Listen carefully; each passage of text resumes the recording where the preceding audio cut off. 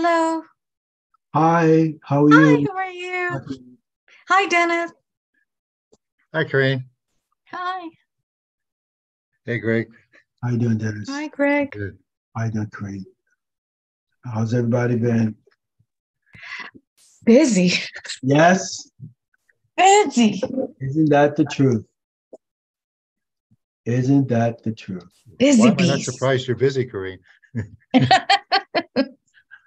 Just feeling overwhelmed, like a lot of busyness, a lot of volunteer, which is good too. A lot of volunteering, Yes. a lot of goodness, a lot of goodness. Yes, Busy. isn't that the truth? Okay, let me, so, Busy all right. I'm not surprised you're busy, bees. Just feeling overwhelmed, like a lot of busyness, a lot of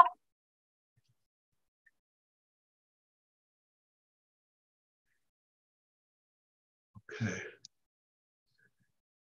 So, then I'll come back here.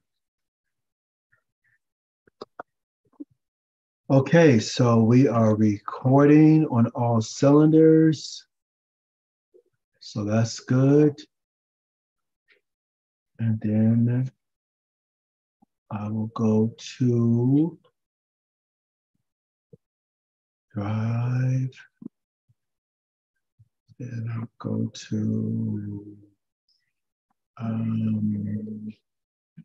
Agenda.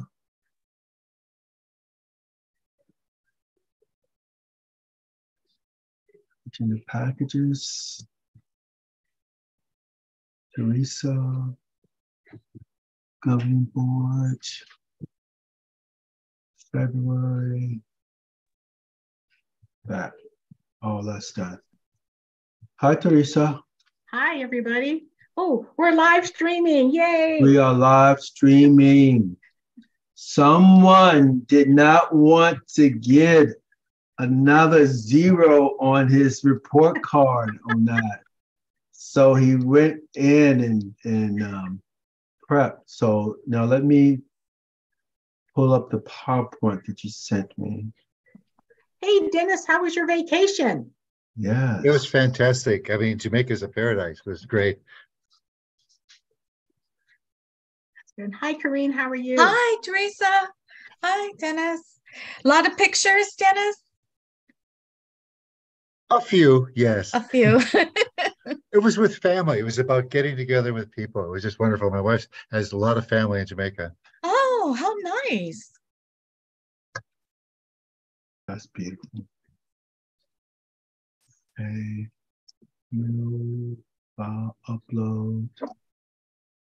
Hybrid meeting. Okay, so the hybrid meeting PowerPoint is in the February. Oh, agenda packet? Yes. Okay. So, and then I think Lizzie sent something also today.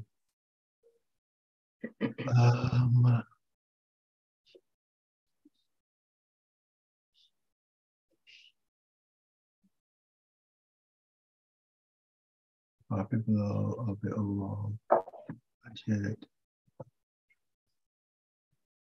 Okay, I'm going to download this.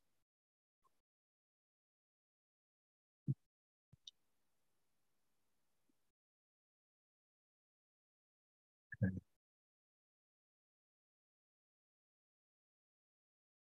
Okay, so I have that. And then new upload. This may already be in here, but I'm not sure. Okay.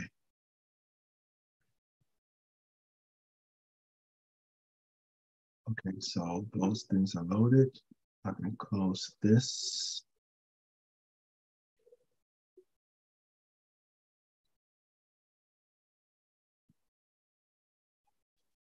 Okay.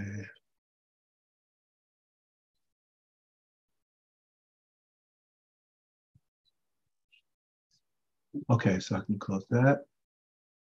We're good. And then let the people in, admit all.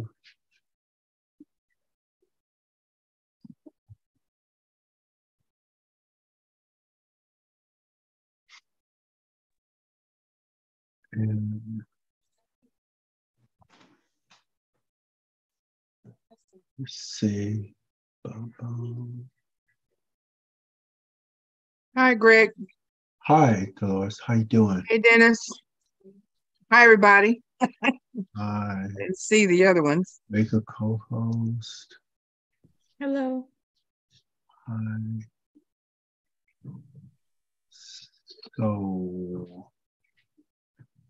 Hey, Dolores. Hey, how you doing? Good. How are you?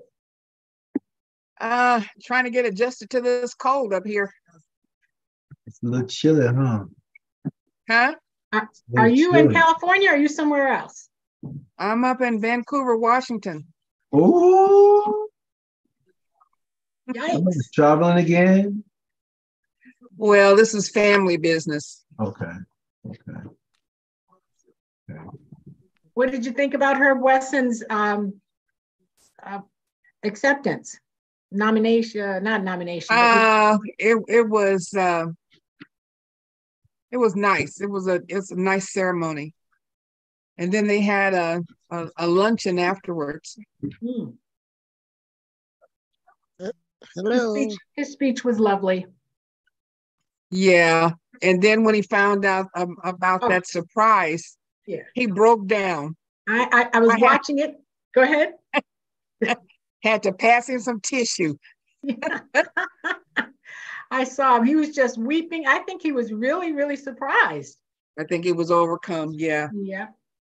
And then Fabian ran over and hugged him. Yes. Who was that? The lady with the gray dreadlocks? That's his wife. Oh, yes. That was beautiful. Oh, we turned the TV off. Good evening. Why did I think her name was Gladys? Maybe they can hear. I don't know. Because we have a Gladys Wesson Park over here, a little bit over. Isn't there Gladys Wesson Park? That's Herb's mom. Yeah. Oh, it's his mom. Oh, okay. Yes. Good evening, everyone. Hey, Lizzie. Buddy. I don't know how to operate this TV.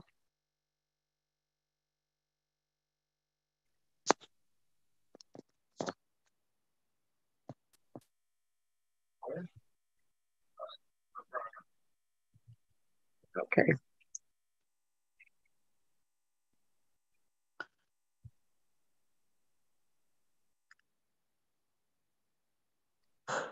I was trying to figure out how to put the Zoom app on my laptop because I have not used it since I got it.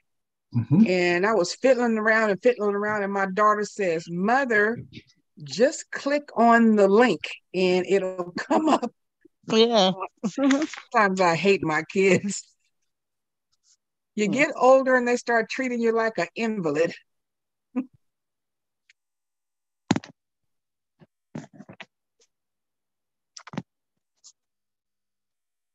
Hello, everyone. Hi, Paula. Hi, Paula. How are you? All right. What am I doing here?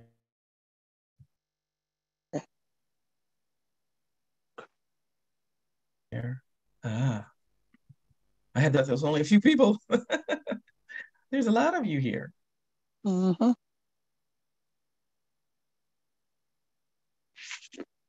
19. How successful was the homeless count? A lot of people. We'll talk about that when my turn comes. Oh, okay. Yeah. Okay. Don't rain on her parade, Teresa. Okay, sorry. Yeah, that's I need to look at the agenda to find out what we're talking about. So, good evening, everyone. It is 7:04. Madam Vice President, Madam Secretary, could you just do a quick scan to see if we have a quorum?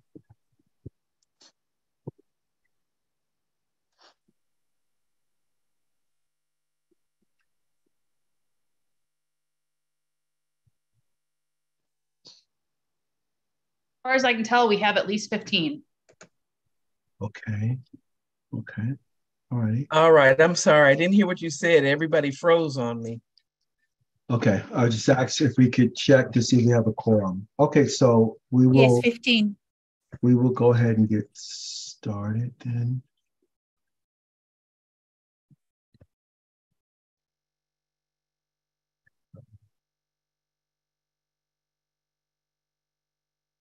Let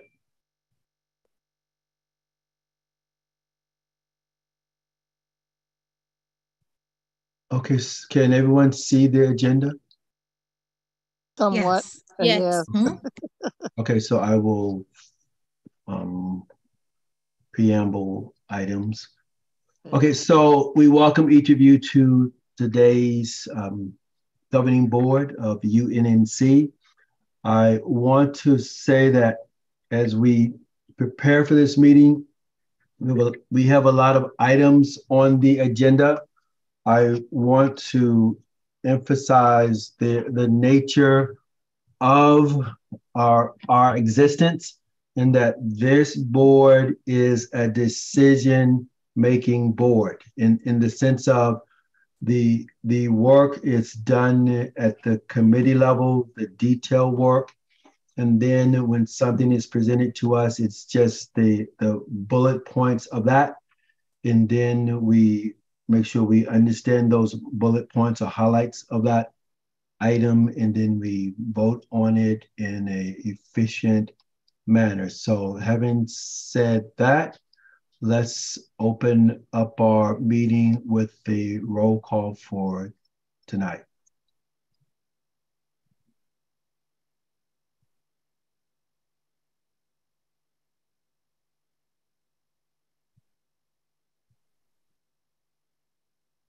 Ms. Paula? Yeah. Are you good?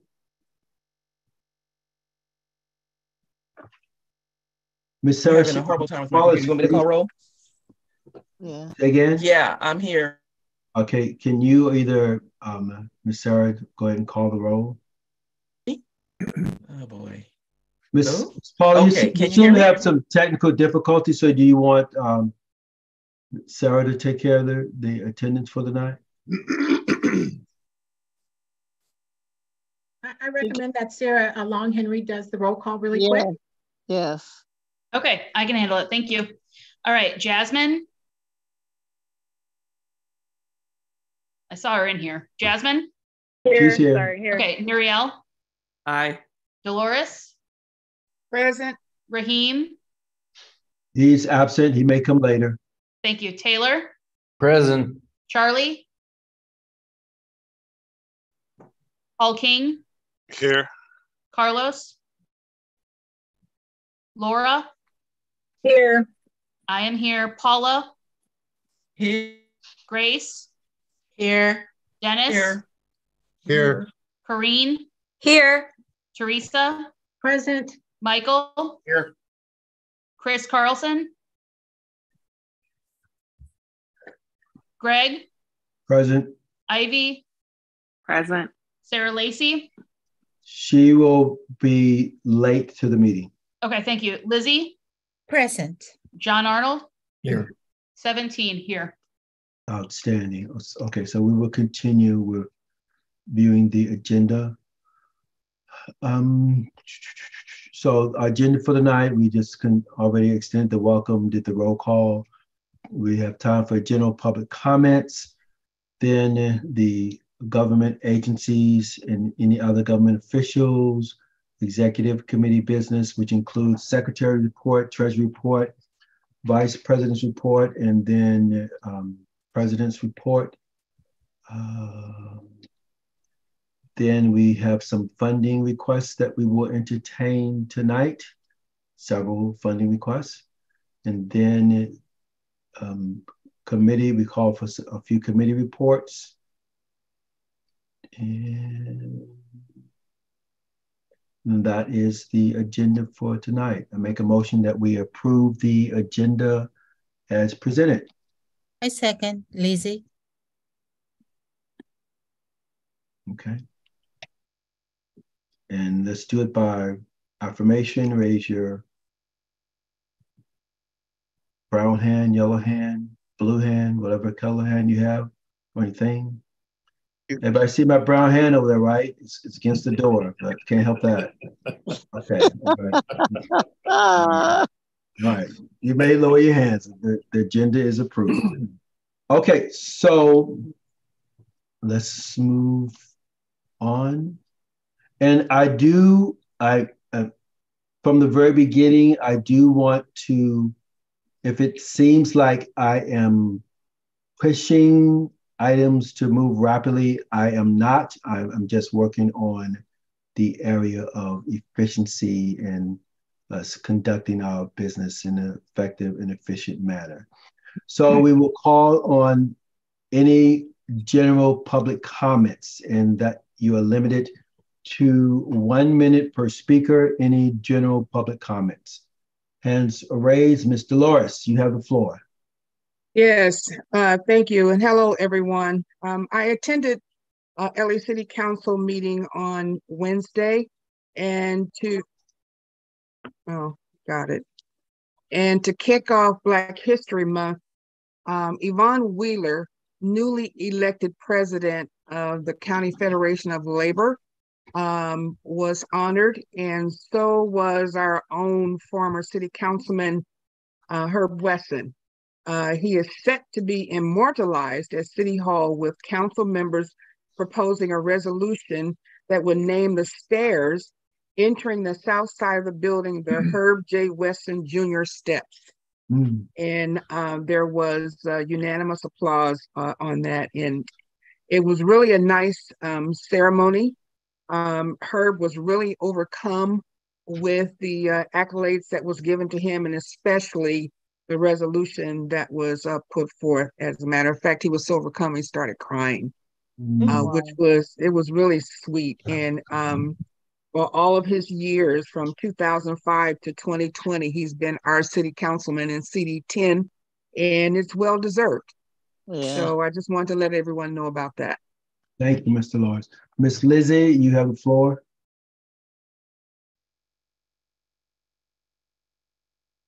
Lily? Miss Lizzie? I was just applauding. Okay, all righty. All right, John, you have the floor.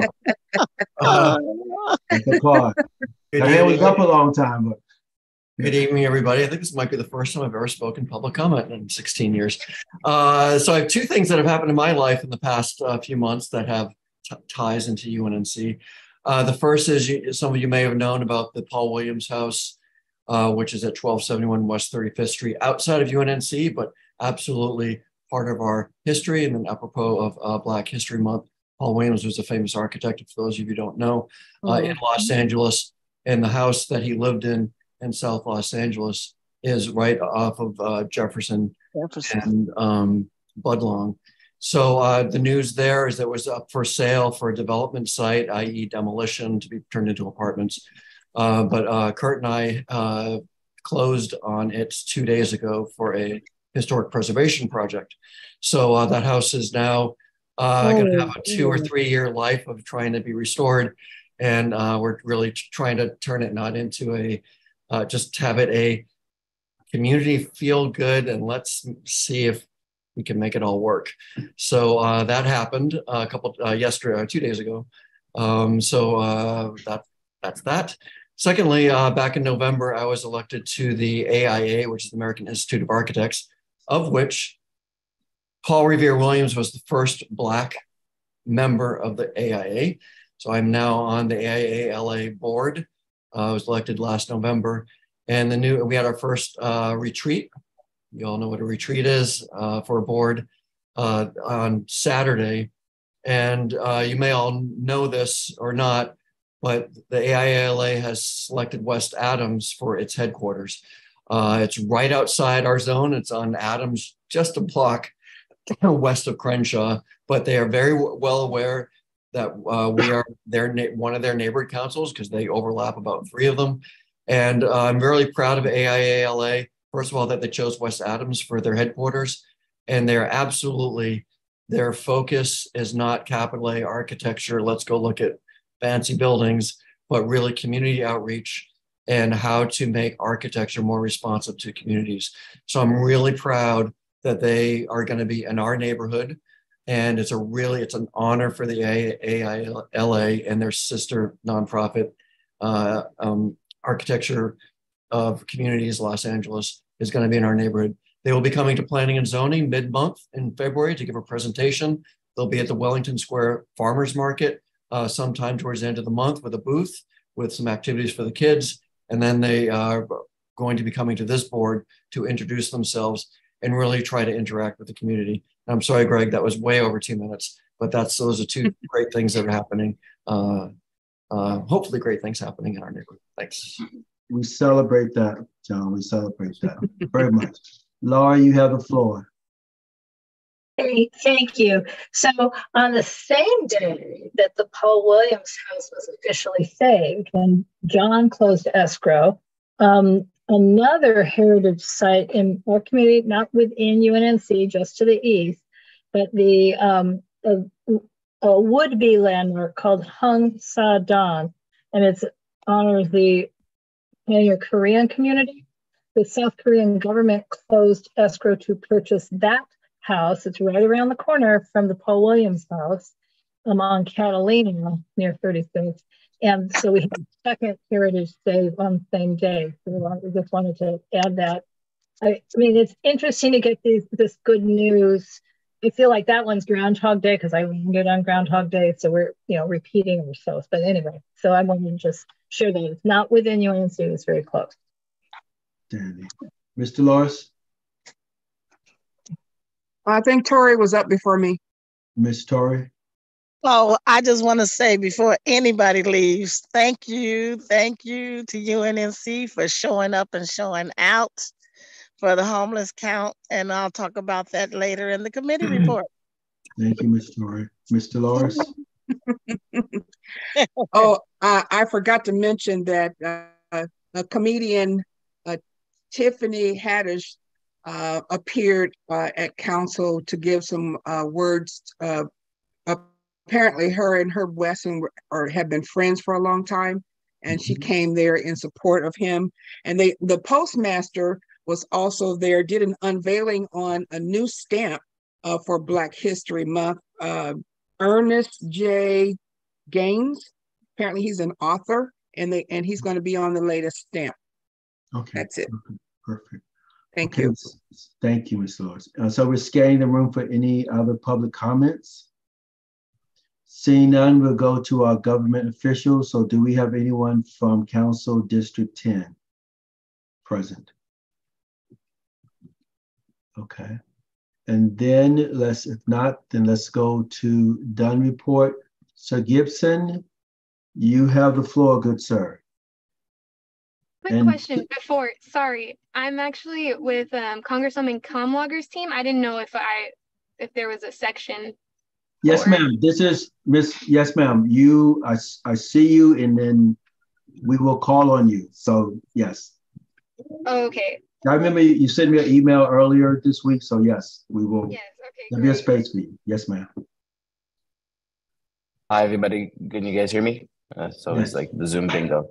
So hi, everybody. As you guys know, in-person meetings will be starting March 1. This is in regards to the emergency declaration expiring.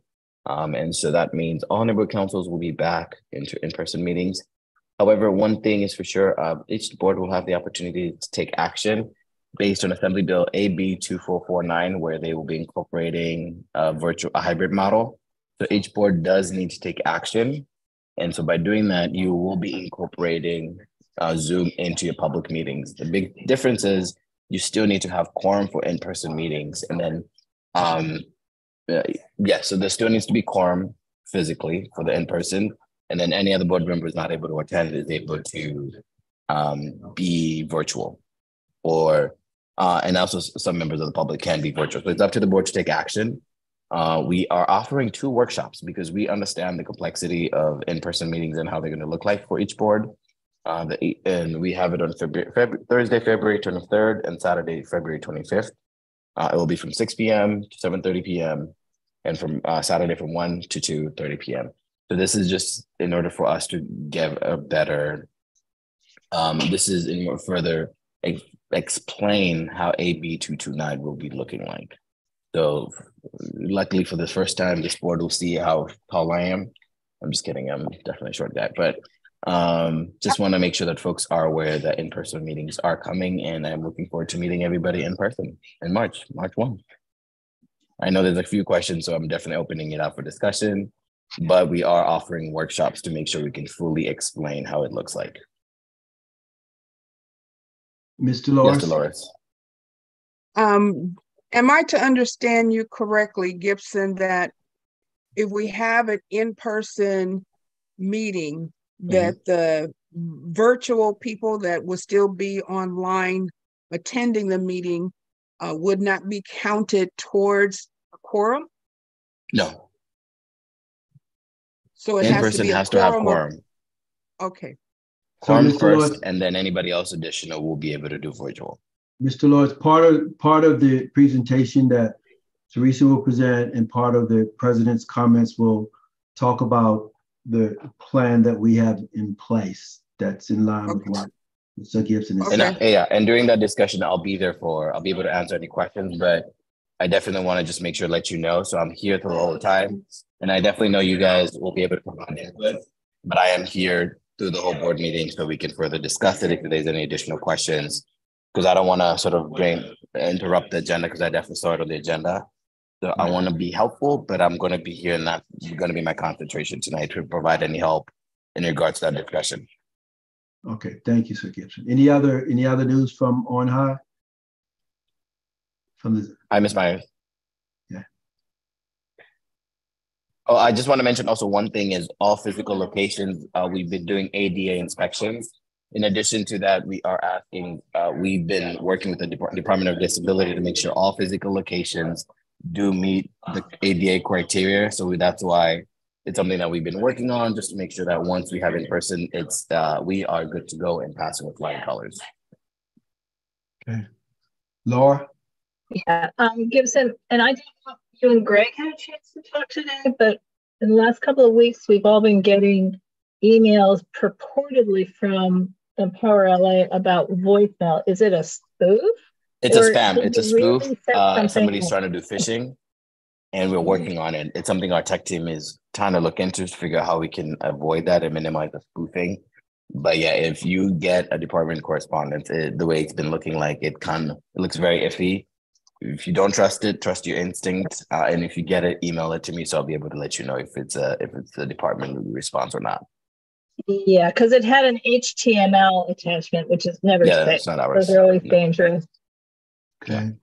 Hey, John. Hey, where are we going to meet? John, I'll get into that when doing my section of the meeting between myself and, okay. But I'll be here for the whole meeting. If you guys have any questions or concerns, I'm definitely going to be able to provide support to the president and Mr. Risa. So let's have a good meeting, okay? Okay. Okay, so let's go. I believe I saw, well, Miss Naomi, you want to go now? Yeah, that works. Okay. Hi, everyone. So my name's Naomi. I wish I could turn on my camera, but I am in transit. Today has been a crazy, hectic day. I work with Representative Camlogger Dove. She was the former senator of Senate District 30, now Senate District 28, if you've been keeping up with politics and the shifts. So I just wanted to introduce myself. I'm her outreach director, but I also oversee Region 2, which in our district covers UNNC, and then of course Crenshaw, Lamert Park, Baldwin Hills View Park, Ladera Heights, and kind of just the middle chunk of our congressional district. I really just wanted to come out and say hello, let you all know that I am always available via email. I can drop my house email in the chat, and then I can also, if anyone has any specific questions regarding the representative, feel free to let me know, just so that you all know too, her priorities this year, given that the House is controlled by Republicans, is really just going to be making sure that constituents have access to different constituent services, whether that be via making sure people are receiving their mail through USPS. When tax season comes around, making sure folks are filing their taxes and being friendly with the IRS so that the IRS is friendly with us and whatnot. And just other services that we'll be making sure that constituents stay in touch with. The member is primarily concerned with economic development, healthcare access in the district and nationally, of course, the environment, and then other issues related to foreign affairs. And so if you all have any interest in kind of sharing about your all's priorities or community needs, you can feel free to let me know. And we can also schedule one-on-ones too. I'm really looking to just stay in touch with the council. I already know Teresa, she's been great. Laura's been great. President Jackson, I can't wait to continue to build our relationship as well, but just want to let you know that we are a resource and we'll continue to be establishing ourselves in the district. To that note, we also have the community swearing in event taking place on February 26th. It's going to be from 2 to 3 at the Beehive campus, if folks are familiar with it. We have a flyer that's going out. I'm also going to send the flyer to the board just to make sure that they have it. We would love to have you all there. We have the mayor of Los Angeles swearing in the member, which will be pretty cool because she used to be the congresswoman of this district too. And then we have a few confirmed acts as well. So would love for you all to stop by. And yeah, any questions for me? Or actually, I'll turn it back over to you, President Jackson. Teresa? Oh, I just want to say congratulations, Naomi. And we're going to, yes, certainly reach out to you. All of us have different committees and things that we're trying to work on. So I'm just happy that you reached out to us and that you were actually stayed with the Congresswoman, and it's good to have an ally. So thank you. Absolutely. It's good to see you all again. Okay, good. Outstanding. Thank you, ma'am. So next we have from the Los Angeles Fire Department. Yes, can you hear me? Yes. Hi, my name is Paul Pham. I'm a battalion chief for Battalion 18. We cover part of your area. And first off, I'd like to say, man, it's been kind of cold. And I know everybody's got their heaters on. And I just wanted to give everybody a safety tip. Recently, we've been having some fires that involve these space heaters. And just want you guys to be aware, spread the news as far as some of the safety awareness for space heaters that have been catching things on fire and causing structure fires. So if you do purchase a heater, space heater, make sure you have the seal of qualified testing laboratory, like the UL rated. Keep the heaters 3 feet away from any combustibles. Place the heater on a solid flat surface. Make sure your heater has an auto shut off to turn the heater off when it tips over. Keep it away out of foot traffic. Keep children away from space heaters. Plug the heater directly into the wall outlet. Never use an extension cord. And a great tip would be to unplug the space heater when you leave the room or go to bed. Again, based on my experience and what we've seen during the times it's been cold like this, we were getting some fires. And then the other thing, the other plug I always do is, just being prepared for disasters. The CERT is up and running. They have classes. Please get involved, because when we have a major disaster, we're going to be overwhelmed as a fire department, and we're going to actually need to rely on you, the community, to help take care of each other in the event that we're extremely busy. So, any questions?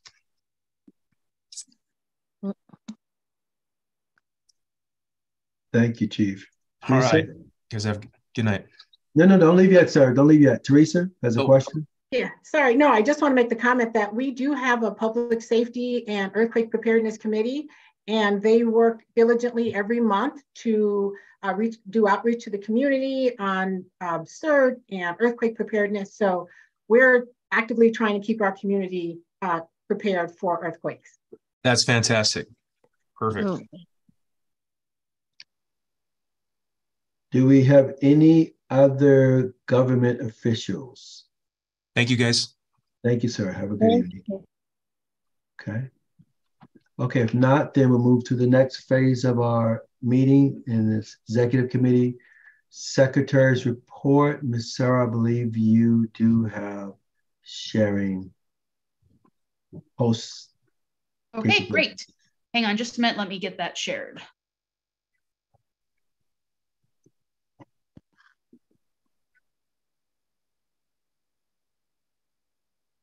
Okay, you should be able to see the minutes from last month. I'm going to scroll down slowly and briefly recap. We had our welcome, call to order, approval of agenda, roll call. Public comments, government agency reports and comments.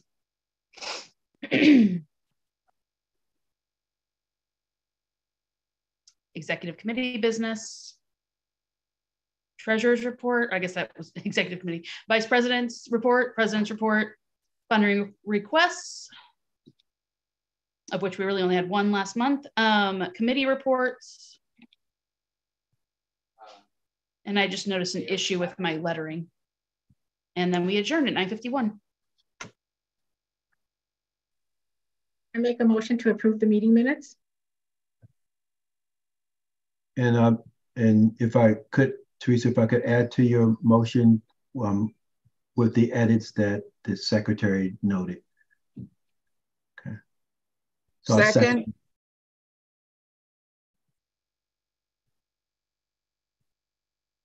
By show of hands.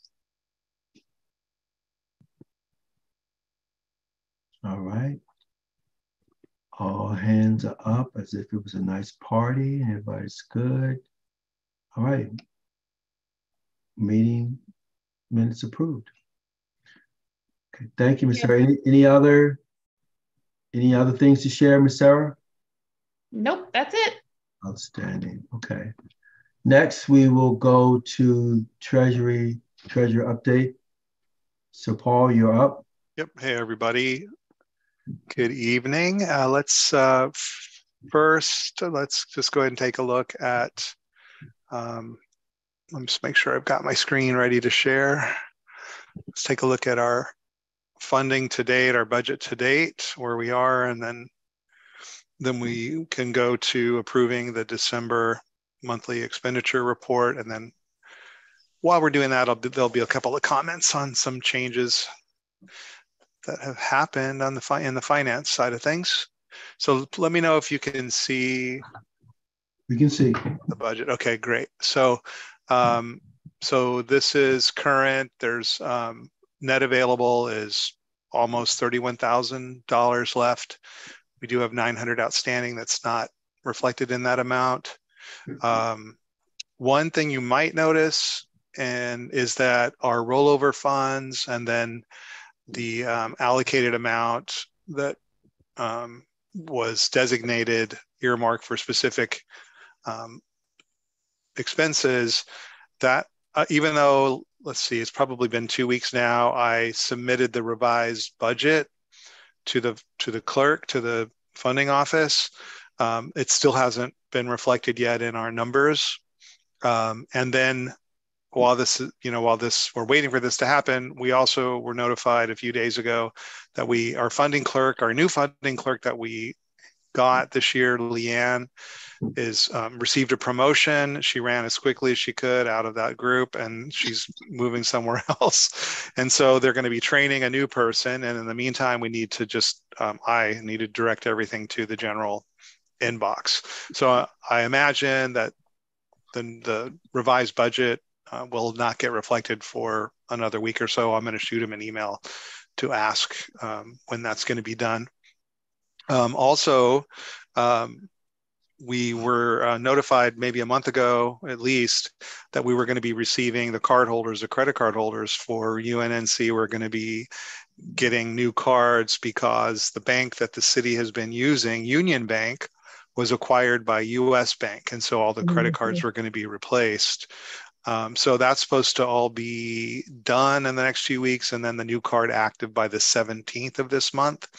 That means anybody who has a standing or an automatic payment, So that specifically would be like our public storage payment.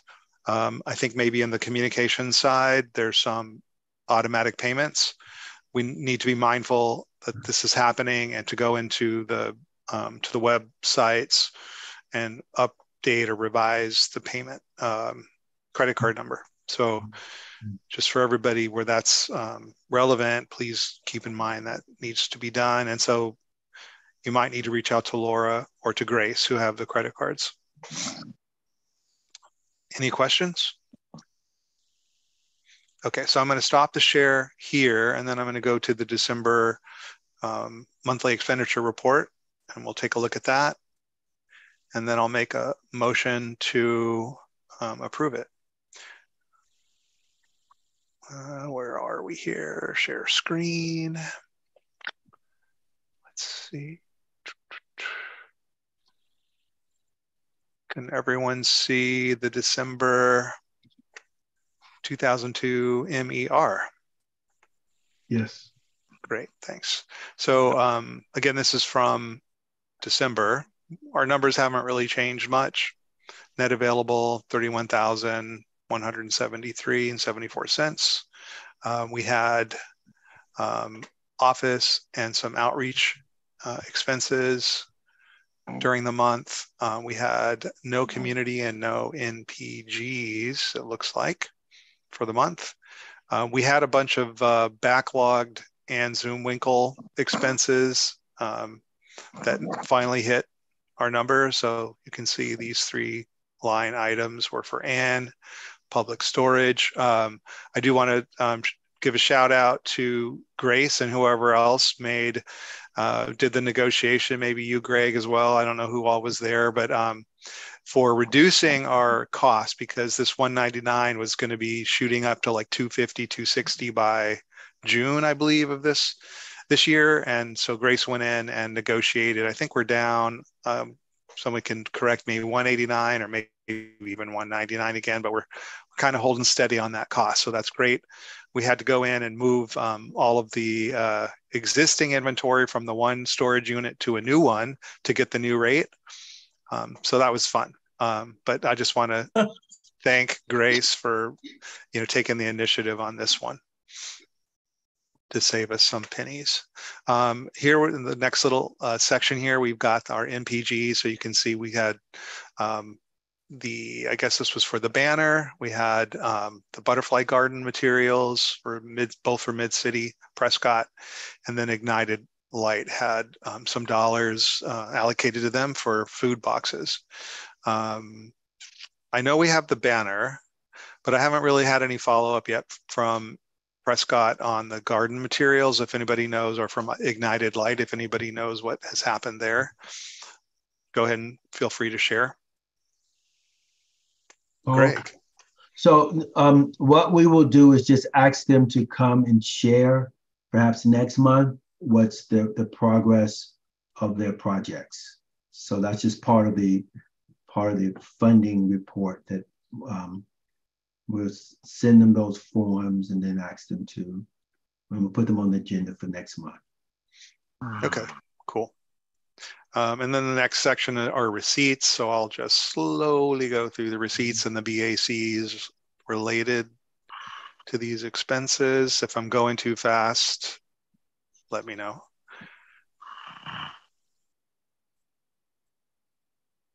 BAC, all of our votes, make sure you got counted correctly.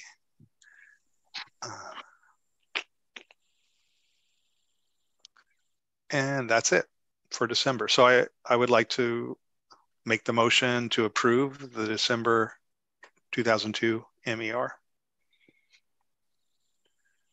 Second. Great. I'm going to stop the share. Let's call the vote. All right, Jasmine?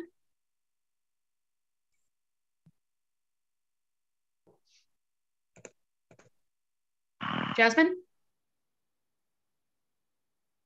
Sorry, having tech issues over here. Thank you. Okay, Nuriel? Aye. Dolores? Yes. Taylor? Yes. Charlie? Yes. Paul? Yes. Carlos? Oh, sorry, he's not here. Sorry. Laura? Carlos was here. Oh, he's here now? I'm sorry. I missed that earlier. I'm a little late. Thank Sorry. you. Yes. Okay, Laura? Yes. I am a yes. Paula? Yes. Grace? Yes. Dennis? Yes. Kareen? Yes. Teresa? Yes. Michael? Yes. Greg? Yes. Ivy? Yes. Lizzie? Yes. John? Yes. Motion passes. Great. Thanks, Sarah. So in terms of budget adjustments, there are none this month. I don't think there shouldn't be any for the rest of the year, but you never know. And then I believe we have in this part of the agenda, I guess, Greg, there's a reimbursement request for you. So I don't know what we need to say about this other than I guess there was a special executive committee meeting for the homeless count. Yes. Yeah. And how did that go? I wasn't able to attend. The only part that I will speak on right now is just the executive meeting that was held prior to the homeless count. And then part of that executive meeting, we provided refreshments for officially for the executive meeting, but we had refreshments and it was shared by all. And so there was chili available. And basically it was to give food to those people that were going out to do the homeless count. And that's how we had to do it. It's awesome. So, yeah, I spent $250. And so I want the government to give my money back. Okay. Well, so Laura, we have a question from Laura before I make a motion. Well, you can make the motion. I was just going to make a motion that we reimburse Greg Jackson for the expenditure which was previously authorized in our budget back in July to provide refreshments for meetings. It's just this is like the first in-person meeting that we have. Are you having trouble hearing me again? Yes, but we understood. It was better. So was that enough for the motion to be made and then I second? Yes, that was enough. I want to make sure Sarah captured. Well, I want to make sure Sarah captured that or whomever was recording this. Oh. Okay, well, I think then the second has been made. Let's call the vote. All right, got everything. Who was the second? I was a second. Thank you, Paul.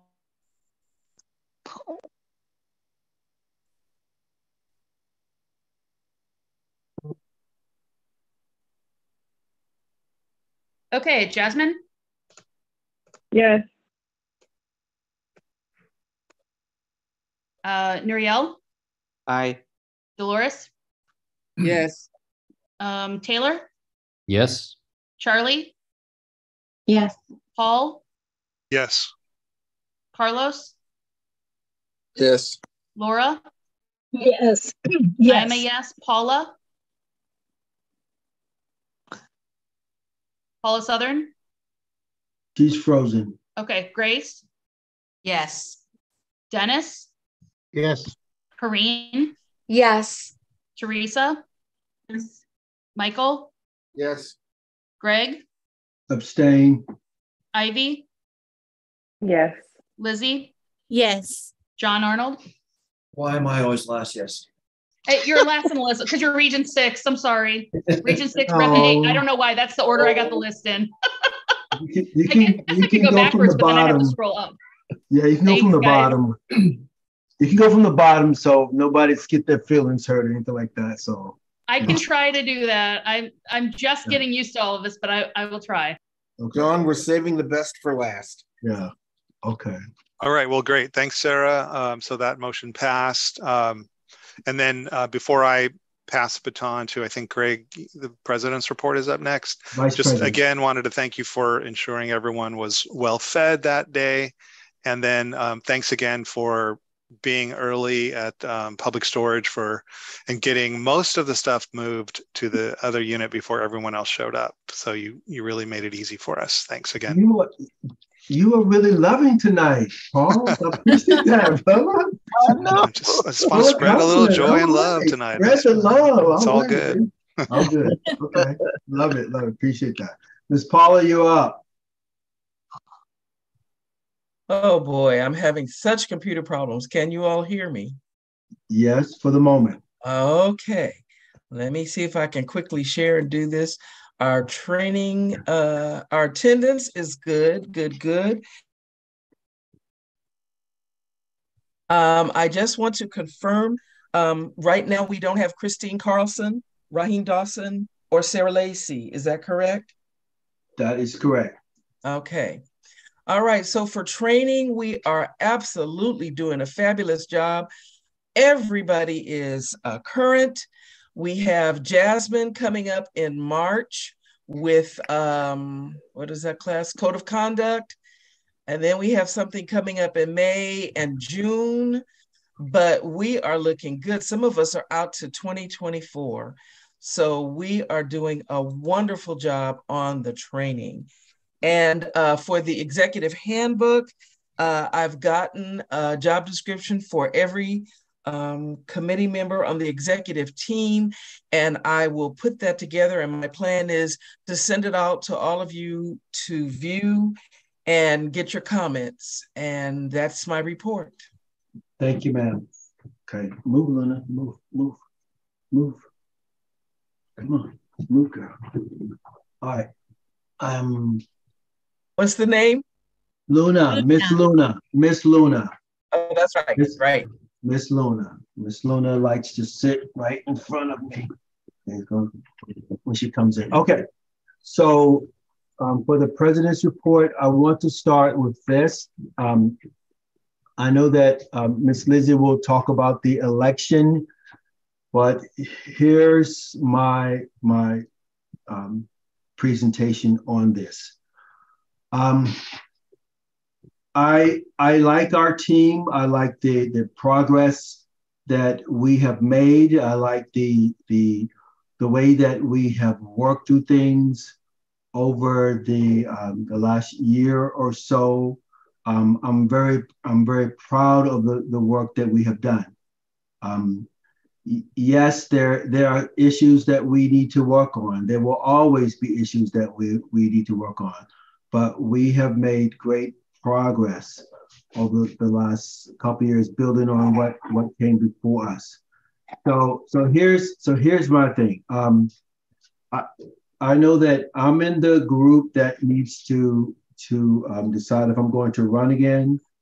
Truth be told, I do think that being on a board, promising serving for 4 years is a long time, a long commitment.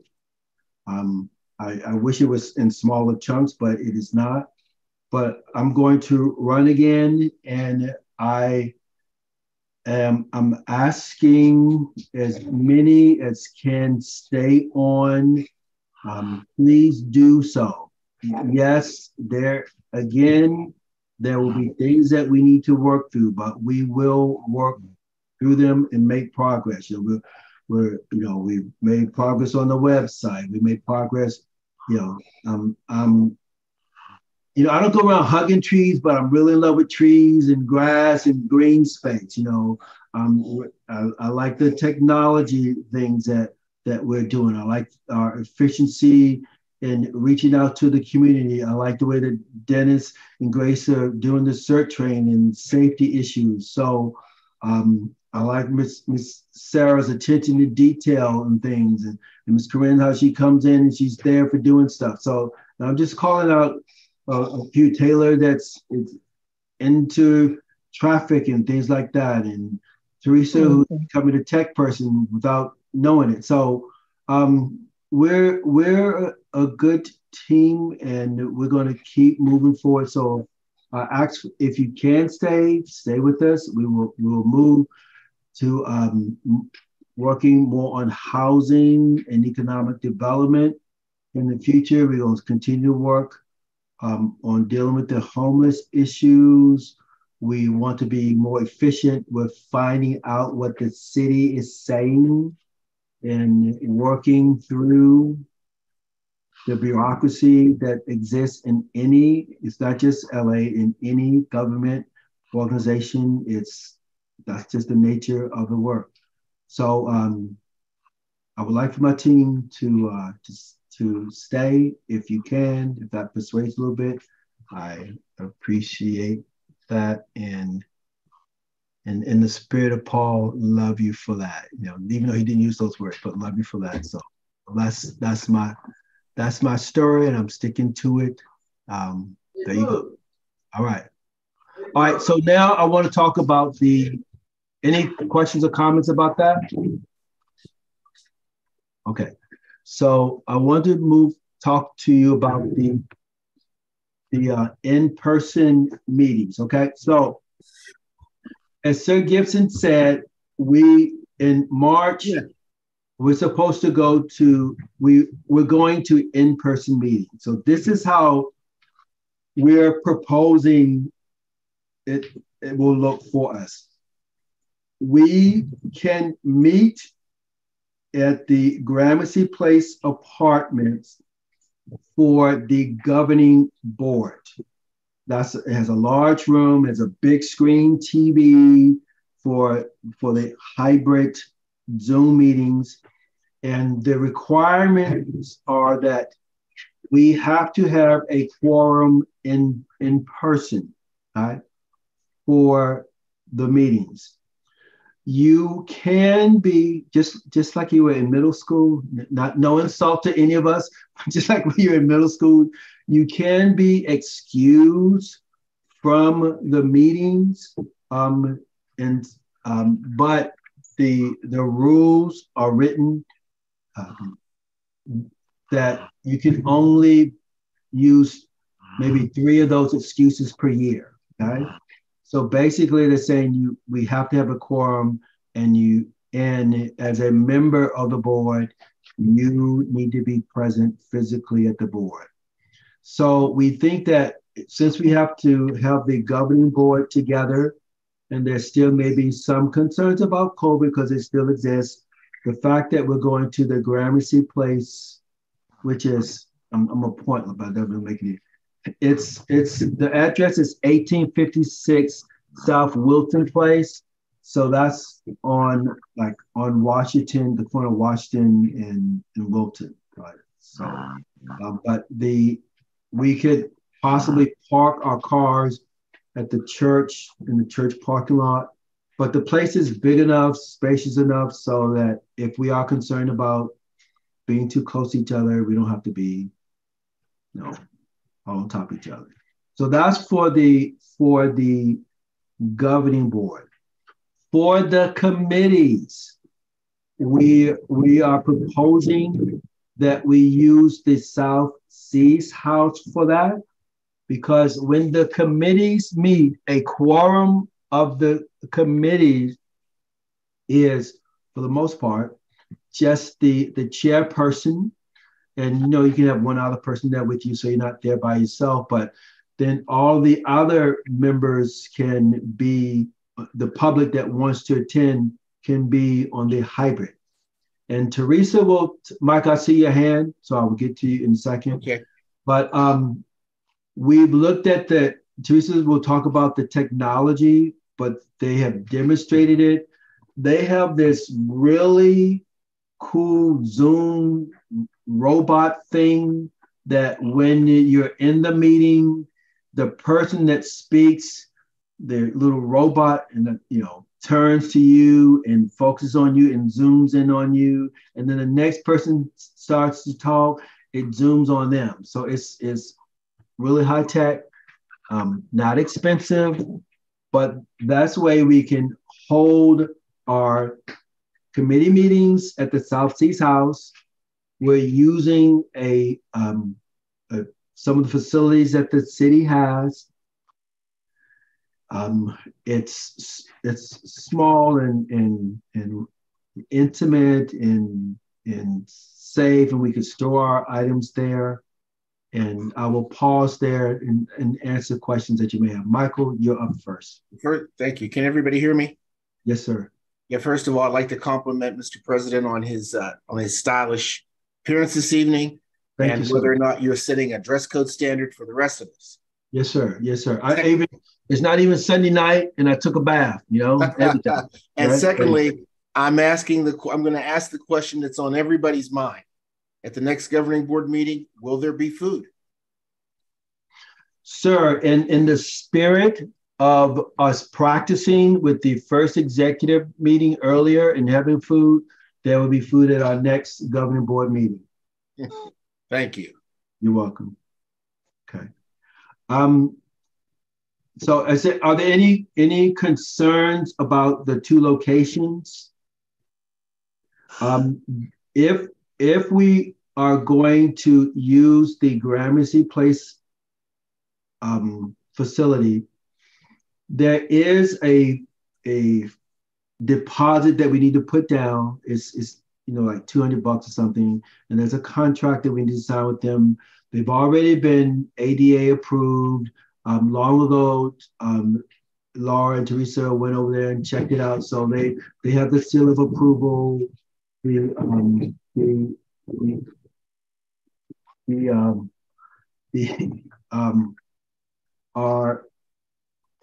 Our host is very warm and welcoming, and so and also I might give a plug, also considering joining the board herself or passing the word on to her boss for them to be a member of our board. So they're members of our community. So it's a good thing. And also I want to again shout out to Miss Donna and Teresa for working out the issues of using the South Seas House, because it's our facilities that we're not using fully, and by us having our committee members meetings there, it's just utilizing the resources that we have. So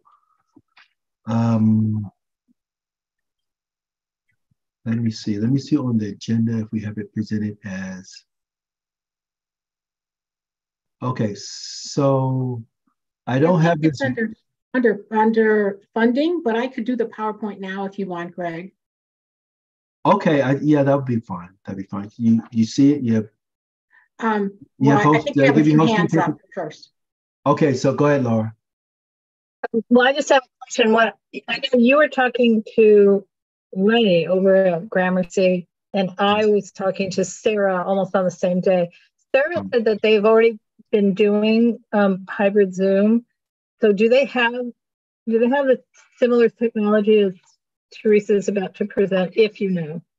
I don't know if they have similar technology. I don't think so, because when I was there, Miss Letty is the one that's there each day, and so she was curious about what we're going to use, but she was displaying the large screen TV. That was one of our concerns. So yeah, we did talk about technology and what we were going to use, and she did not indicate that they had anything like that.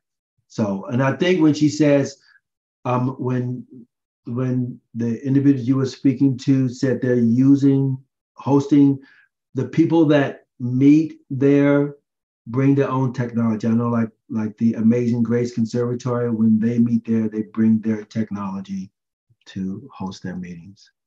Okay. Okay. Noelle? Thank you, Mr. President. And so I say this with full knowledge too, that we're working on meeting efficiency and I think really trying to get it down. But I think I just have to say, at least myself and maybe other people feel this way, for in-person meetings, at least when we're virtual, if I need to take my laptop with me and help out around the house and do something here, a 3-hour meeting is doable.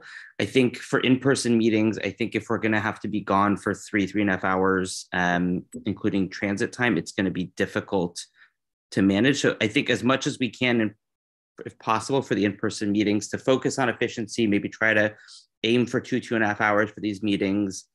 I think that that would be solid for not just getting our work done, but I think in terms of inclusivity of people being able to join our neighborhood council and participate and stay on, I think that's all going to do good long term. So at least for me, that's the main thing that I'm worried about for in-person, is not even so much being there, but I think being away from home for several hours makes things a little bit difficult. Understood. And I carry that same spirit and mindset at future meetings. Okay. Any other thoughts? Okay, go ahead, Ms. Teresa. You want to start sharing the presentation? Okay. And now I do have some audio, so I need to make sure I activate that. If you could remind me, Laura, how to do that? Yeah, usually activate the audio and the video before you hit share. So you go into share on the first, on this thing where it says share screen. Then the blank where it is, you look at the bottom and it'll say activate this, activate that. And after you do, then you hit share, the final second share. Right, but that's what I don't see that. I see mute, and then I see stop the video, security, participants, chat. Oh, no, when you go to share screen. See, I can't. Oh, okay, I see that. Optimize video clip or share sound. Yes, and then you hit the second, share a second time. So is it share sound and optimize video clip? Both. Okay. Look at them. I know, it's like, who even heard of Zoom before? Look at them, yeah. All right, so can everyone see my screen? Yes. Okay, so I'm going to give a short presentation on hybrid meetings. This is mainly out of the necessity for us to meet in person. Go to my next slide. So just to give a quick background, last October, the governor said that he's going to end the state of emergency and that we will be able to continue virtual meetings only until the end of February. Beginning March 1st, the Unnc will begin meeting in person. We have selected the South Seas House for several reasons, which I'll get into, for our community meetings, our committee meetings, and the Gramercy Apartments for our governing board meetings. The hybrid model is necessary, one, because the governor says that all Brown Act compliant committees need to meet in person. We have a quorum. We have 23 members. That's a quorum of 12. So at least 12 of us will have to be in person physically at the notice location. Committees, depending if they have one chairperson or two chair people, the quorum will vary depending on that. And I think Laura's going to give us some more information on that. Having a hybrid model allows for the public to continue to participate as they do now, but they can also come in person. And some of you may remember previously, we had many community members come in when we were at the council district office for our governing board meetings. And they will be able to continue via Zoom and telephone. We have several people who call in via the telephone. We will, as a board, continue to use Zoom, and we will continue to live stream all our meetings as we do now.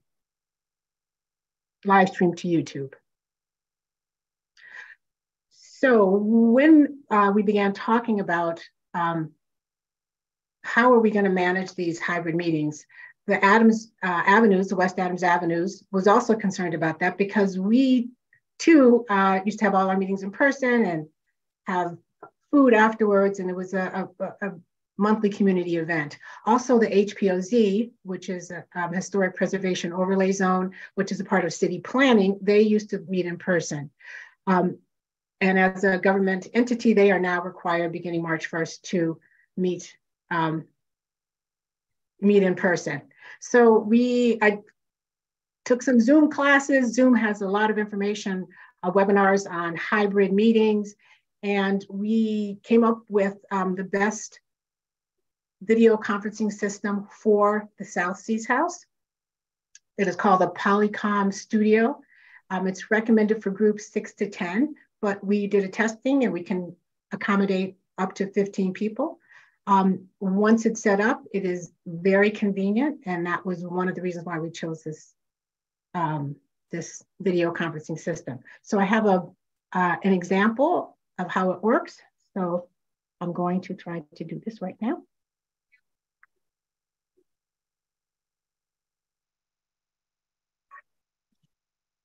Can everyone see? It's coming up.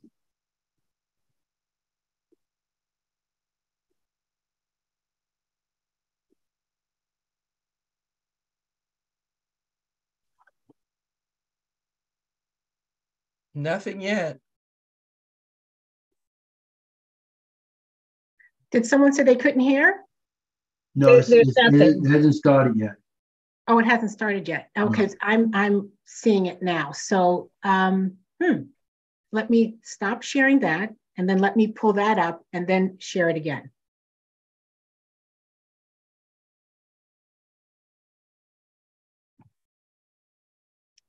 Okay.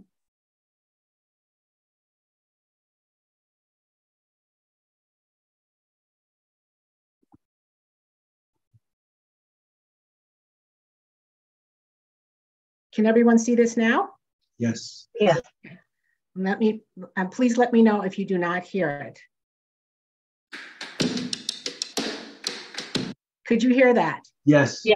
Okay. Yes. Let's take a look at Poly's next generation group framing and speaker tracking experiences that are part of Poly Meeting AI. So I've got group framing turned on one of our Poly solutions. Now I'm the only one in the room, so I'm the only one being seen. But once my colleagues Bob and Joe come into the space, then you'll see how the camera will automatically sense that and readjust its view to show all three of us at the same time. So now we've enabled speaker tracking. So even though Bob and Joe are still in the room with me, the camera's focused on me because I'm the one actively talking. But when I begin to speak, the camera's going to make a quick cut to myself and put me right smack dab in the center of the screen. And then if I start speaking, because I'm a bit closer to Bob, the camera's going to nice and gently ease up to me and frame me in the center. So that's one really important point of this next generation experience is it's changing different things in different ways depending on where people are located and the dynamics of the conversation. Like if I toss it back to Joe. If I start speaking again from the other side, you'll notice that the system has recognized that Brian and I are in a conversation and has gone into conversation mode. So it's got a lot more intelligence to understand the dynamics of the conversation and where people are to always present the best view and change in the best way depending on what's going on.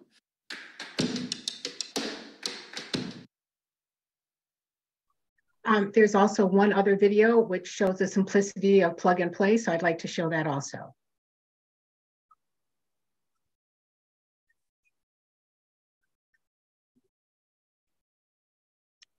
Just one moment.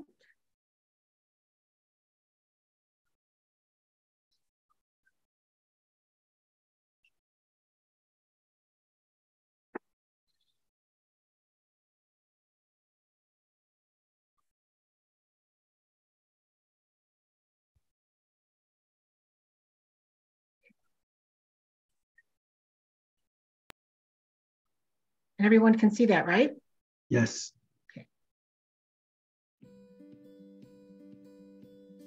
Hybrid working is the future for many of us, with some in the office while others are remote. Video meetings are key to making this work, but it's the equipment that you use during those video meetings that really makes the difference. And that's where Poly Studio comes in. When it's time for a video meeting, I just walk in the room with my laptop. I plug in Poly Studio using its USB cord. I also connect to the monitor in the room so that everyone can see, and then just start the video app for this meeting. And that's it. So now I'm connected to my call, and this is using Poly Studio. So it uses PolyDirector AI technology for an automatic smart camera experience. It could be set to show the whole group in the room, but for this particular call, I set it to presenter tracking mode, so that way I know even if I want to stand up and walk around while I'm presenting, maybe I want to come over here and write on the whiteboard, I can be confident that no matter where I am in the room, I'm always being seen at the center of the view. On the audio side, it's clear and crisp, so I'm confident that everyone can hear everything clearly, and all the distracting noises are being kept at bay by noise block AI and acoustic fence technology. So when I use Poly Studio, I'm confident in knowing that I am clearly seen and heard by everyone, no matter where they are working from.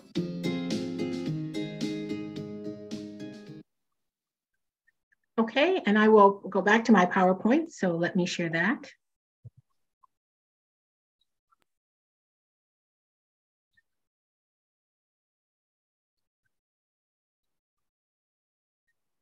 Okay, so so that is the system that we selected for the South Seas House.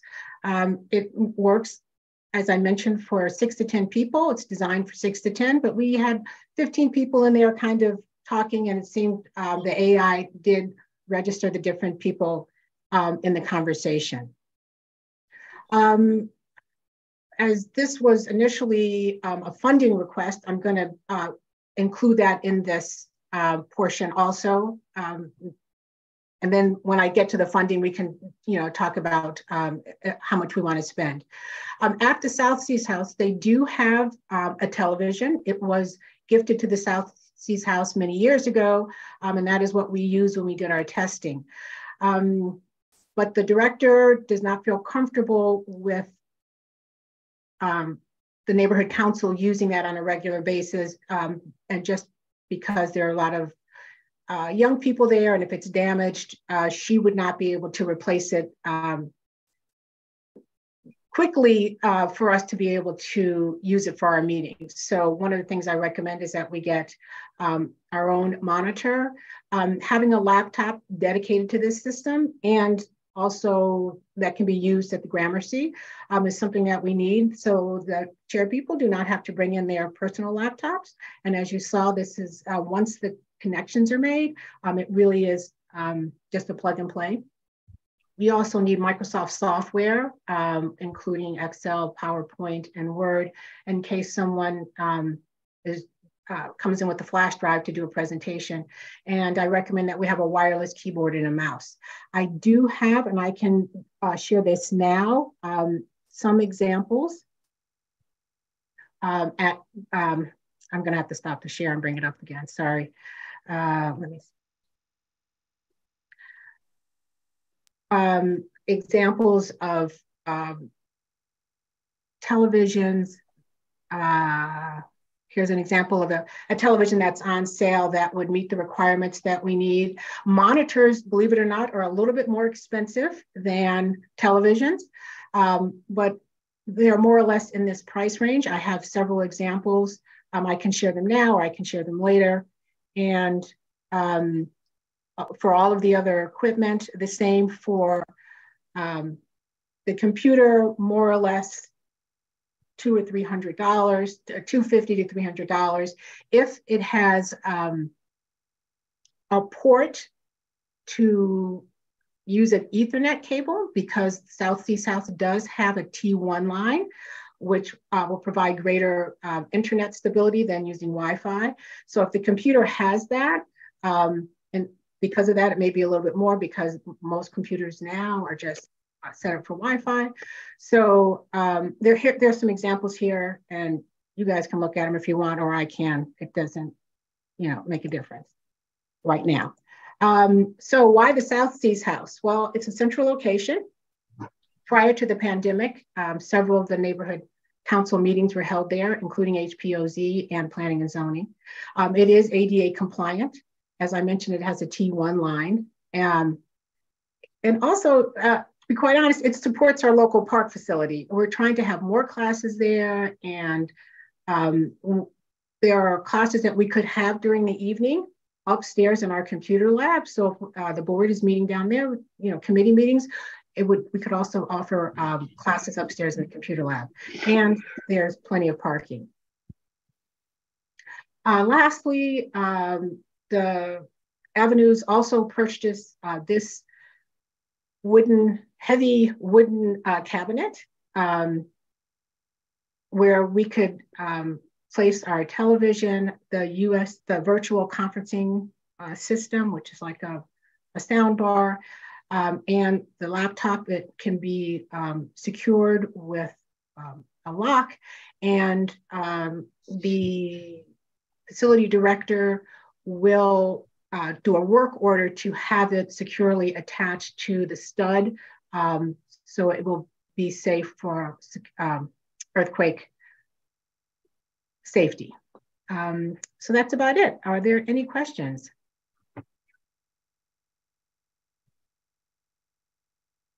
Nobody. Gibson, based upon what you see tonight, do you have any concerns about our approach to assuring that we're compliant with what the city is sharing with us? No, I think one of the first things I definitely want to thank Teresa, because for doing the research for the hardware. Actually, it's taken us a minute to figure out. I think chances are we may end up just reaching out to you and copy your old suggestion, because also we're trying to figure out how to implement departmental interdepartment Zoom training. So like the hardware, 10 out of 10, gotta give you that. Just as a FY, just as a heads up, and I hope this is not a bad thing. It's definitely the platform that the department is going to recommend is Zoom, right? Just as making sure that is a full integration with Zoom is going to be key. Yes. I'm hoping Poly's equipment doesn't have any issue in terms of system updates. This was recommended by, it's one of the systems recommended by Zoom. Awesome. Yeah, because I did, once I saw the wake and cut where one board member is speaking and the other, I was like, we are officially in the future, right? From a tech, from a tech nerd standpoint, I think you've done something that we've been trying to figure out. And I think maybe this is a good opportunity for the conversation with our EVG team. So for me, I do think the equipment, the one thing I just wanted, it's not too expensive, right? I think that's where I may have lost myself a little bit. No, this system was only with taxes, and we have a 3-year warranty plan was $803. But keep in mind, it is for only, they recommend 6 to 10 people. We, as I mentioned, get up to 15. So they do have a step up, which would accommodate a larger group, and that is more expensive. I'll be honest with you, I liked it. I think from my perspective as a tech nerd, I'm not going to say from the department standpoint, but I do want to actually do a follow-up with you. So I'll CC you, Mr. President, Teresa, so we can touch base with the EVG team. Because one thing that we were trying to do is, from our perspective, we were trying to incorporate, what if board members have like the full system from years on back, and we don't want them to not. We want to figure out how we can make them, we can still use equipment that have been previously purchased. We don't want to waste anything, right? I think the biggest issue with technology at this stage, and just standard, is when something is no longer usable. Right. And so I think, but you've also, we are living in different times where this is a good tech, and I think it's something that I'd want to touch base with you more. So okay, I think so I have no opposition. As far as I think we just keep it to using Zoom, we're good to go. And you've already answered my question. So for me, I will do some follow-up with you. Okay, great. Thank you very much, Gibson. But thank you very much for doing the research and the effort. I want to definitely commend you, and I want to thank you. Oh, you're welcome. We are definitely in the new Wild West for public meetings. And with you sort of leading this initiative, I want to just show appreciation and acknowledge your effort. Oh, thank you very much, Noria. I mean, not Gibson. Thank you very much. Noriel. Yeah, again, thank you, Teresa, for doing all this research. Thank you, Gibson, for sharing. And then I'm looking at the chat, and Grace has my point there. So I just saw a report, I think last week, from the Department of Neighborhood Empowerment that there's going to be a number of neighborhood councils that are getting between $5,000 and $10,000 for technology purchases for virtual meetings. Is there any reason that we couldn't ask for the department to make this purchase on our behalf? It feels like a little inequitable that some neighborhood councils are getting funding for this. Meanwhile, we have to dig into our budget for it. So I don't know if there's any, if I had that correct or incorrect, let me know what's going on. But I wonder whether we should be spending our money for this. Something that we're going to emphasize is the department at the moment is asking for additional funding. We do not have it, I'll be honest with you. And the pilot program was to figure out what problems look like. We identified the several. So it's also for us to help sort of figure out some of the issues we're going to run into. But to be honest with you, we're asking our neighborhood councils to help pay for the cost of this. So I think for Ms. Teresa to find equipment that is feasible within sort of a certain budget goes a long way. I think it will help a lot of boards. So maybe this is something that we can emulate all across the board, and it's something I'll be able to bring back to my team. And so, but just to emphasize, no, NC is getting special funding. I mean, treatment in terms of funding. We do not have it, but we are asking for it in terms of, we are asking for full funding for all that within the full neighborhood council system. So that's why we try to explain the pilot program, because it helps us sort of help identify some of the issues. But we are, a lot of NCs are going to be asked to pay for a lot of this equipment. Okay, thank you, Dennis. That's fantastic. Thank you. Thank you so much, Teresa.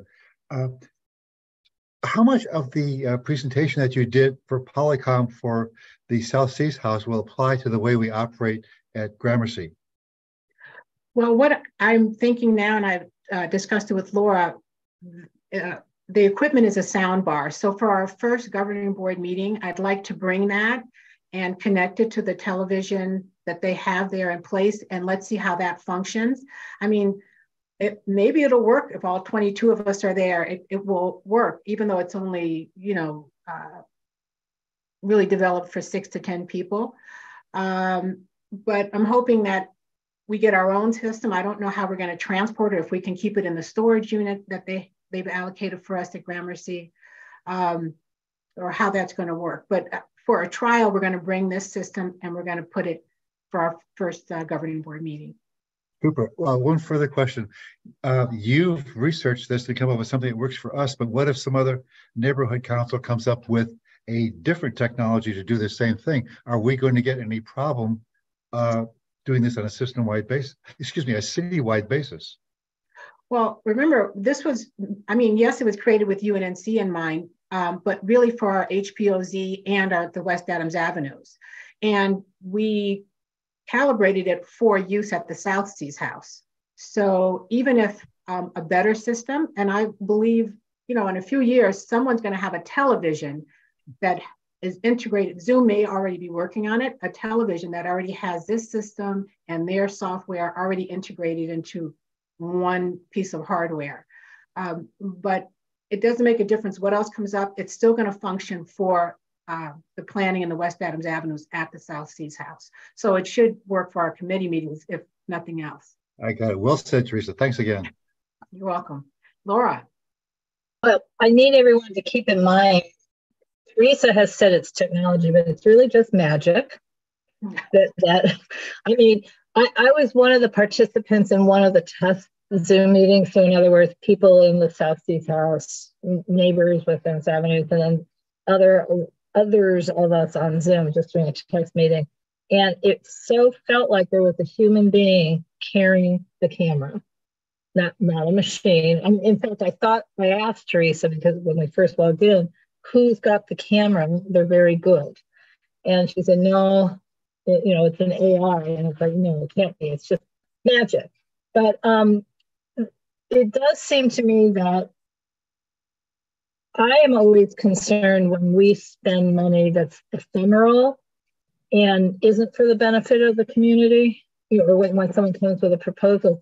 This is not ephemeral, meaning it will keep going, and it is for the benefit of the community. It's a way to keep people who cannot come to our meetings in person engaged and involved with this neighborhood council. So I'm really not concerned. It's all city money, it's just in different pots. I'm not at all concerned if we end up buying technology, even if we have to buy it twice, to help spur meetings also at Gramercy, because it is city money. It is for the benefit of the community. And no one's asking us at the moment to spend money for grammar's sake. But so I just want to say my opinion in this case is that this is something that's going to be of a huge benefit to the community. So in UNNC, there are, I think, 4 HPOZ. I mean, there's more than 4 HPOZs, but there's 4 HPOZ boards.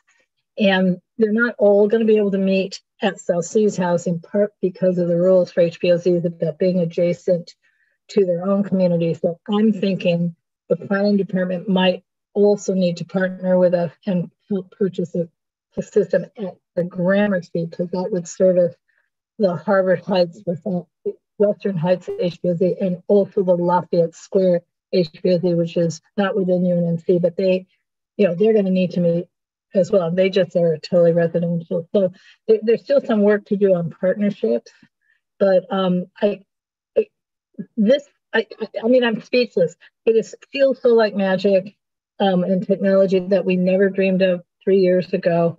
And I think it's going to help the whole neighborhood council system, whichever piece of hardware they buy, really start helping us engage more and more people. So thank you, Teresa. And Teresa and Donna and James and everybody else who helped on this, because it's just amazing. I said that too many times. Great. Thank you, Laura. Dolores. Yes, great presentation, Teresa. You always do the hard work. You said this system that you're putting up for funding would cover 6 to 10 people? Well, is that what you said? Let me just be clear. We already have the system. The avenues have already purchased that. Yes, so it does, it's for 6 to 10. We tested it up to 15. So it works, well with 15. But if a full board was present with 22, I don't know how quickly the camera will be able to move between all of us talking. But you said that there was a system that could do that, but it cost a little more? Oh, yes, it will cost more. I can look it up and tell you before the end of this meeting what that is, because I was just getting us started for meetings at the South Seas house. So there are 2 or 3 systems above this one that can accommodate conference rooms up to 50 people.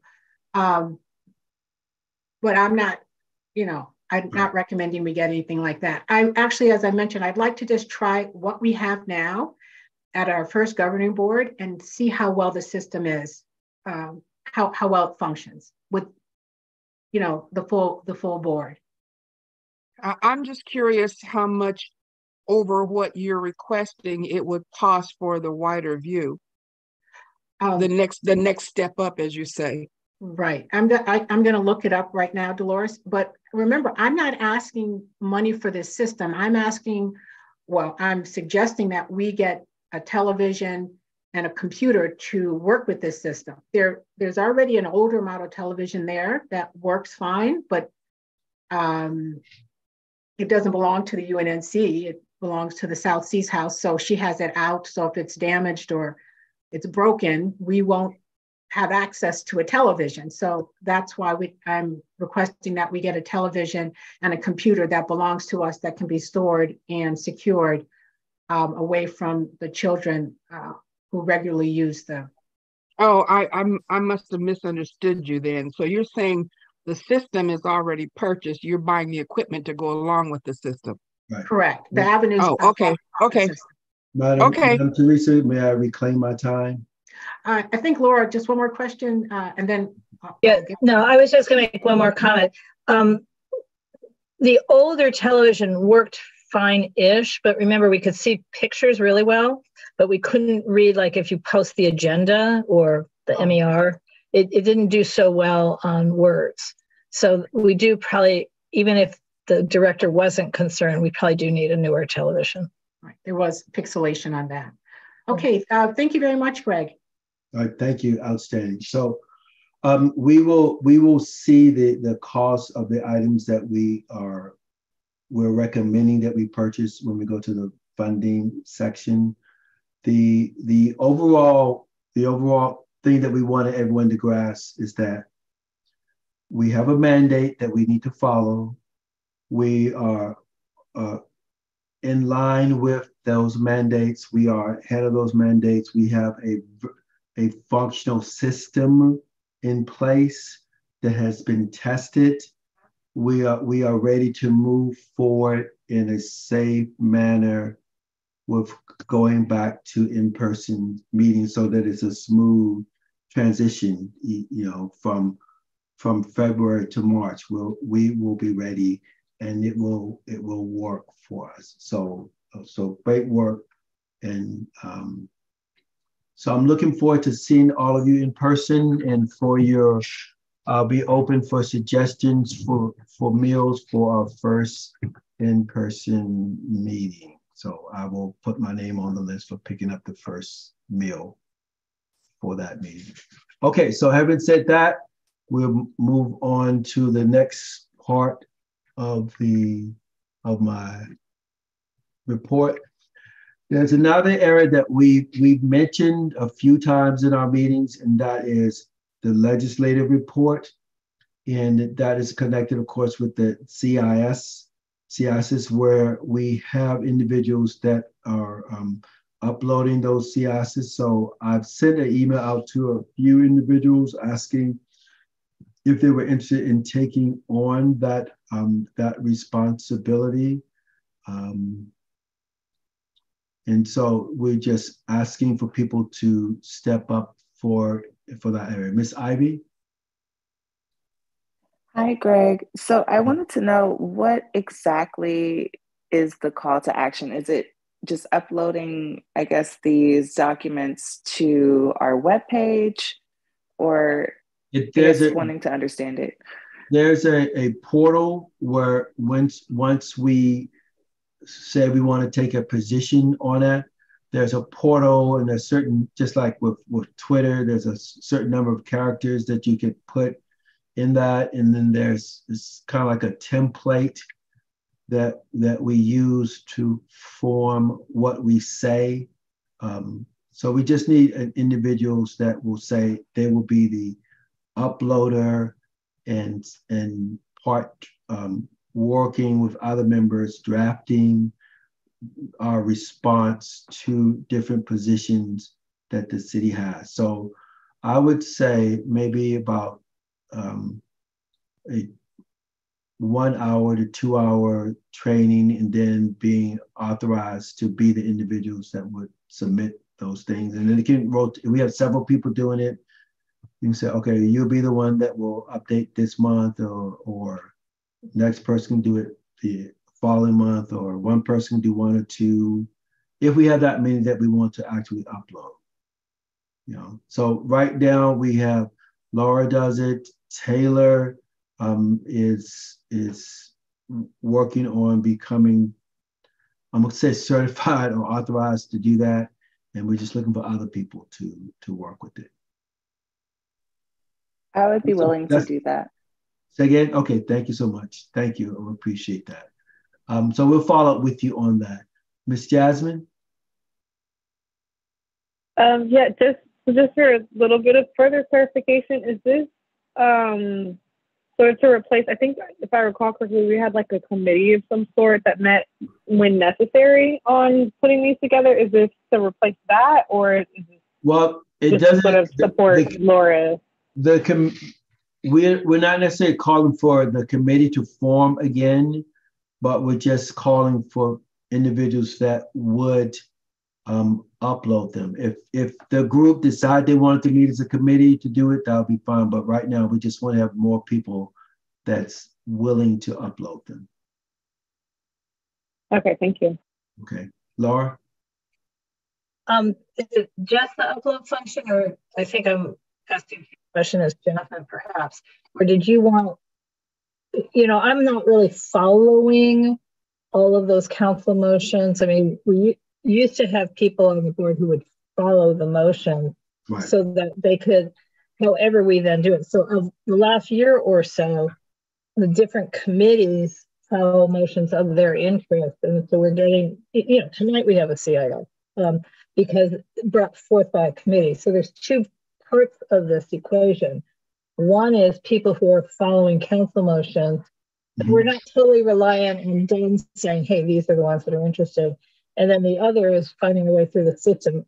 So finding our way through the system, I think I need to bounce back to Gibson if he's still here, because the system has been breaking on and off. So that's the other part of the issue, where we do CISs and they don't go anywhere.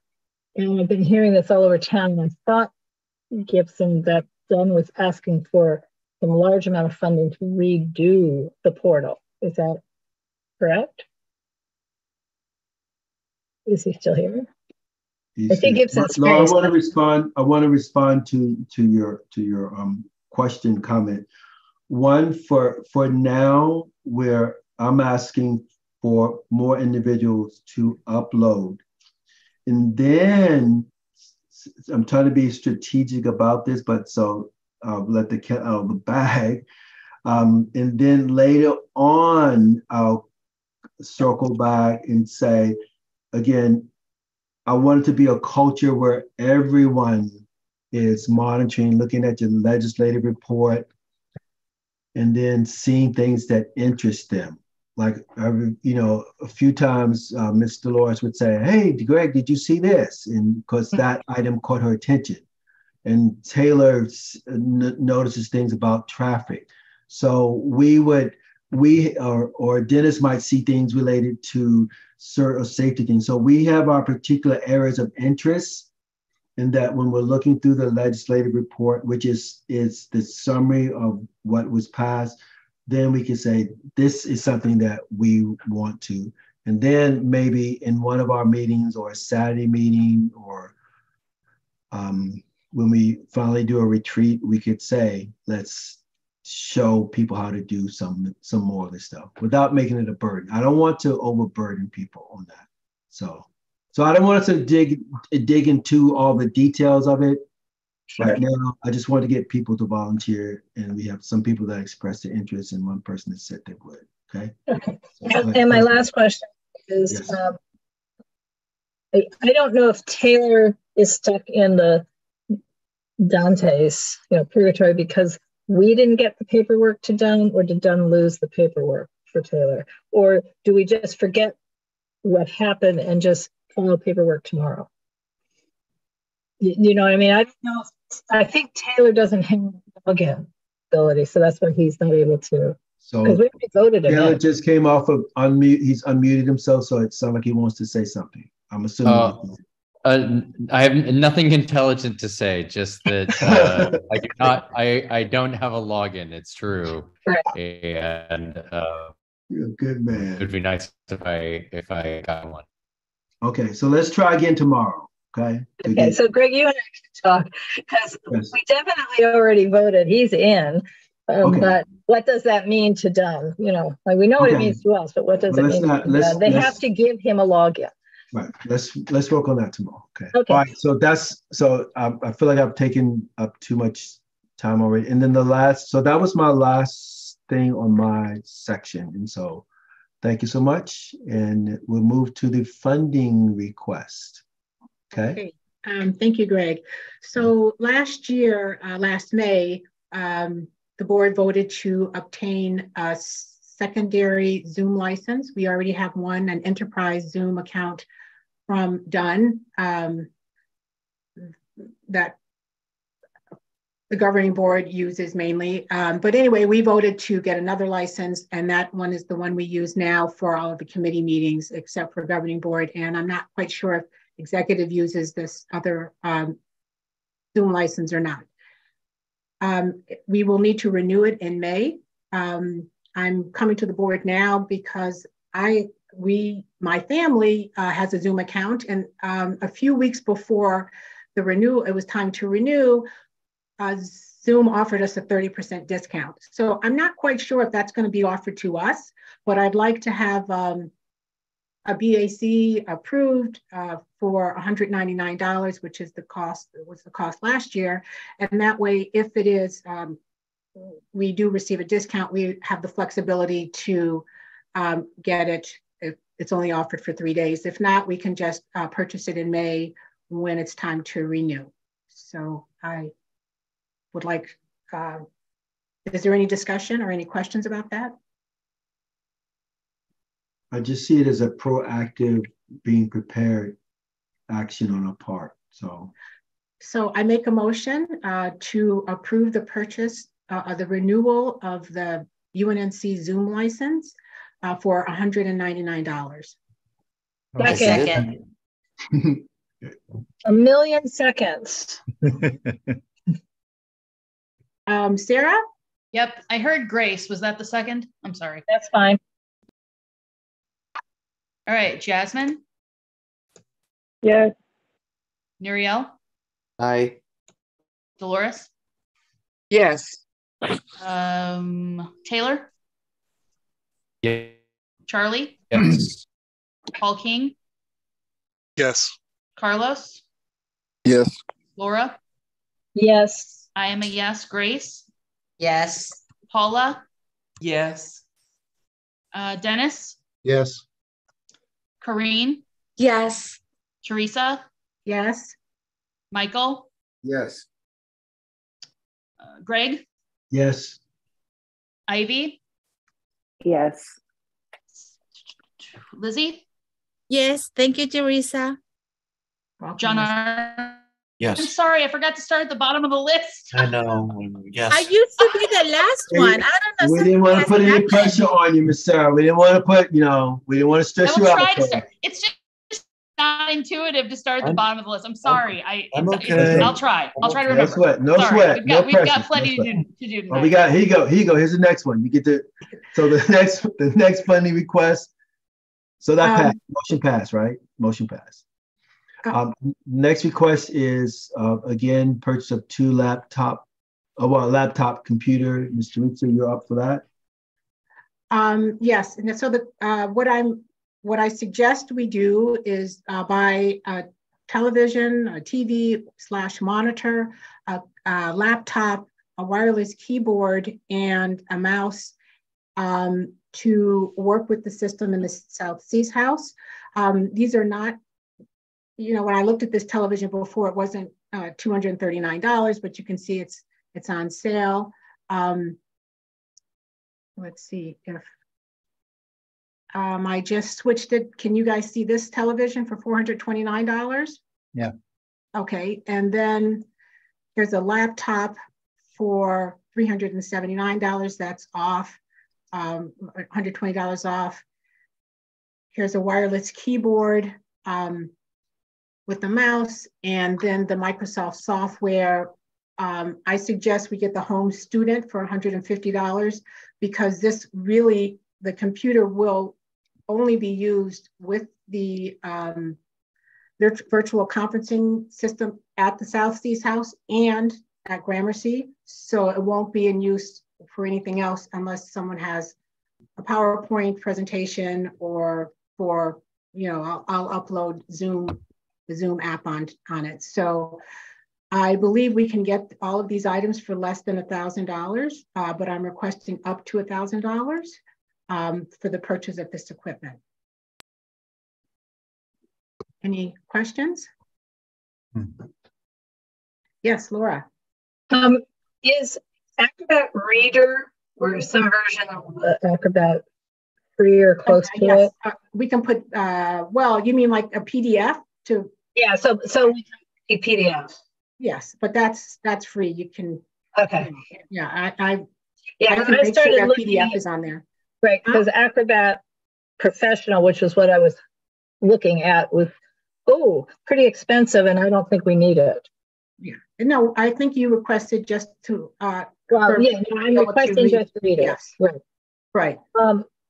Okay. Anything else, Laura? No. No. Okay. So we have the motion. Yes, I'd like to make a motion to purchase technology, to purchase hardware equipment to work with the virtual conferencing virtual conferencing system up to $1,000. Teresa, can you amend to be hardware software? Hardware and software, yes, thank you. Hardware and software to work with the virtual conferencing system. Oh, I'll second. I already did that. Oh. Oh, sorry, I didn't hear you, Dolores. I'll put you down. Thank you. All right, Jasmine. I'm sorry, no, John Arnold. I need time to think. I need time to think about it. Oh, don't even. Yes. Lizzie? Yes. Ivy? Is Ivy here? Yes. Okay, Greg? Yes. Michael? Yes.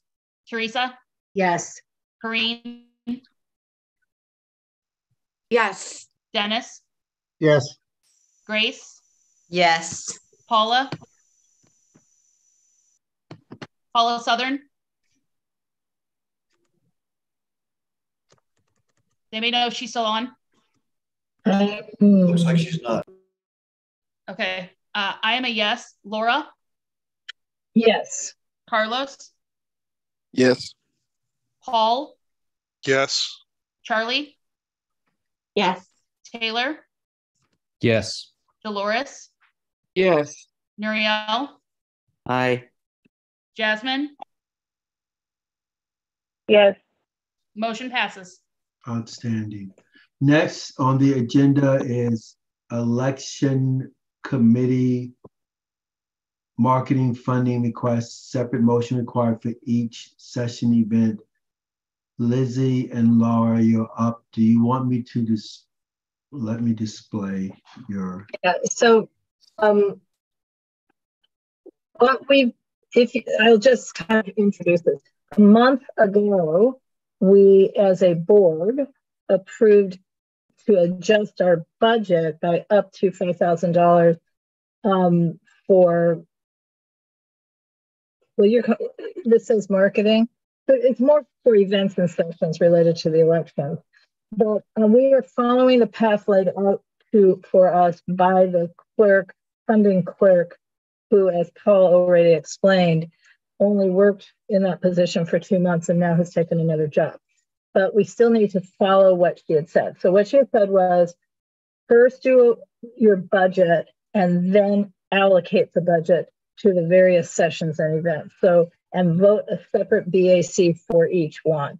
So what we've done is we did the math, the actual individual full detail budgets on our forms are sitting in the agenda packet. I don't know if you want me to bring up each form or if we should just go through these.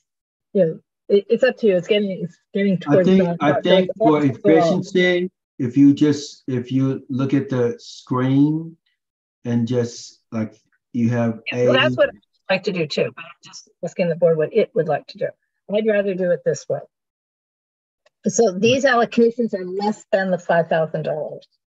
And so the first one is, and I did this in date order, the first one is a small session at the Jefferson Branch Library on Saturday, March 11th at noon to help stakeholders fill out their vote by mail application. So for this one and the others, we put in $250 each time for insurance. But because this is at a library, it's likely the insurance requirement will be waived, but we need to vote for it to be paid for, and then hopefully we don't have to spend the money. So the $300 for refreshments and insurance, the insurance is $250 of the $300. Otherwise, this is probably less than the $50. It's bottled water, and Entenmann's, the company that makes donuts, also makes packages, boxes where they have pre-wrapped pound cake and pre-wrapped cinnamon pound cake, and they're $1 a piece. So we'll be spending very little money, but that is just to be at the branch library with some pastries, wrap, and bottled water, plus $250 in insurance, which we hope will be waived. And I don't know if that'd be the first one.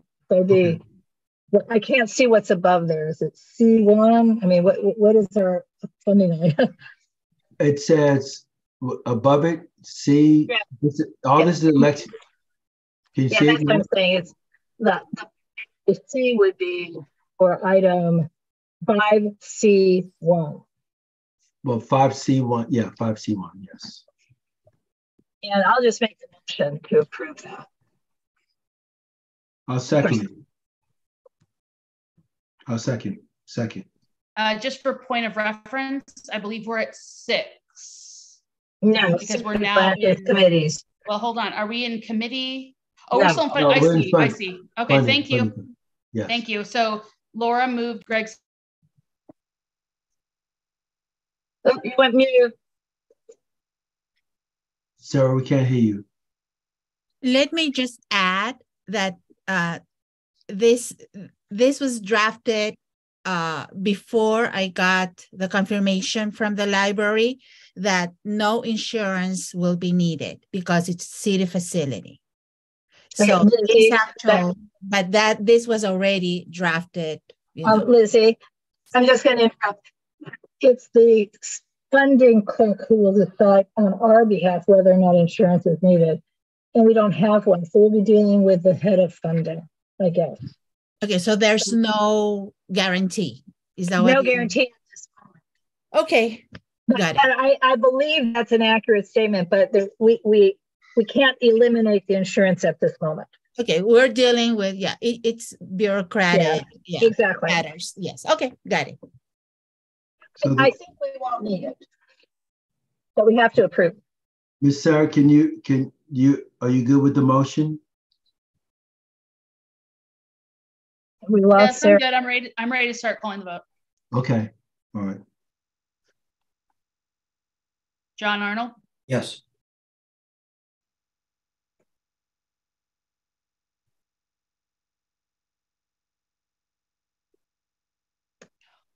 Is this hindering anything? Sorry, trying to go backwards. Lizzie? Yes. Ivy?